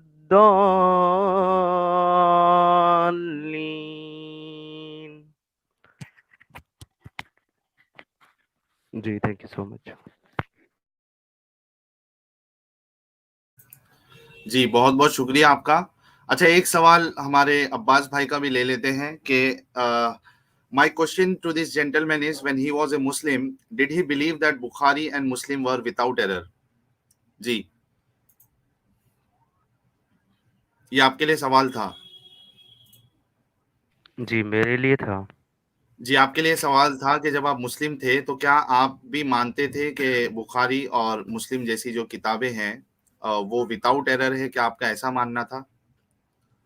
मेरा तो ये भी जब मैं मुस्लिम था, हाँ, तब मैं मानता था कि बिल्कुल ही ऑथेंटिक है, लेकिन अब आज के दौर में तो मैं ये भी नहीं मानता कि कुरान बिना एरर के है। हुँ, बिल्कुल। दोस्तों, चलिए आज का जो सेशन है उसको हम क्लोज करते हैं। आप सबका बहुत बहुत शुक्रिया कि आप लोग ने बड़े ही इंटरेस्ट के साथ आज के इस एपिसोड को देखा। वीडियो को लाइक ज़रूर करें, शेयर ज़रूर करें और कमेंट में आप जैसे ही स्ट्रीम क्लोज होती है उसमें आप इनकी क्या बात आपको अच्छी लगी वो आप ज़रूर मेंशन करें और इनके चैनल को भी सब्सक्राइब कर लें। क्लोज करते हैं। एक्स मुस्लिम समीर साहब, आपका बहुत बहुत शुक्रिया, आपने कीमती वक्त इस चैनल को दिया और अपनी बात रखी। जी, जी, बहुत-बहुत शुक्रिया साहिल भाई आपका भी कि आपने मौका दिया मुझे आकर के अपनी बात रखने का, और सभी व्यूअर्स का बहुत-बहुत शुक्रिया जिन्होंने सपोर्ट किया है सुपर चैट से और कमेंट से। Thank you so much. आप बिल्कुल सब्सक्राइब करें साहिल भाई का चैनल, हमारा चैनल, ताकि हम अपनी बात को ज़्यादा से ज़्यादा आगे लोगों तक पहुंचा सकें। Thank you so hmm. Much once again. Good night. साइन हाफिज़। बहुत बहुत शुक्रिया जितने लोगों ने सुपर चैट और सुपर स्टिकर्स भेजा है, इस चैनल को फिनेंशियली सपोर्ट किया है। अपना ख्याल रखिए दोस्तों। अ, शुभ रात्रि, शब्बा खैर, जय हिंद, वंदे मातरम।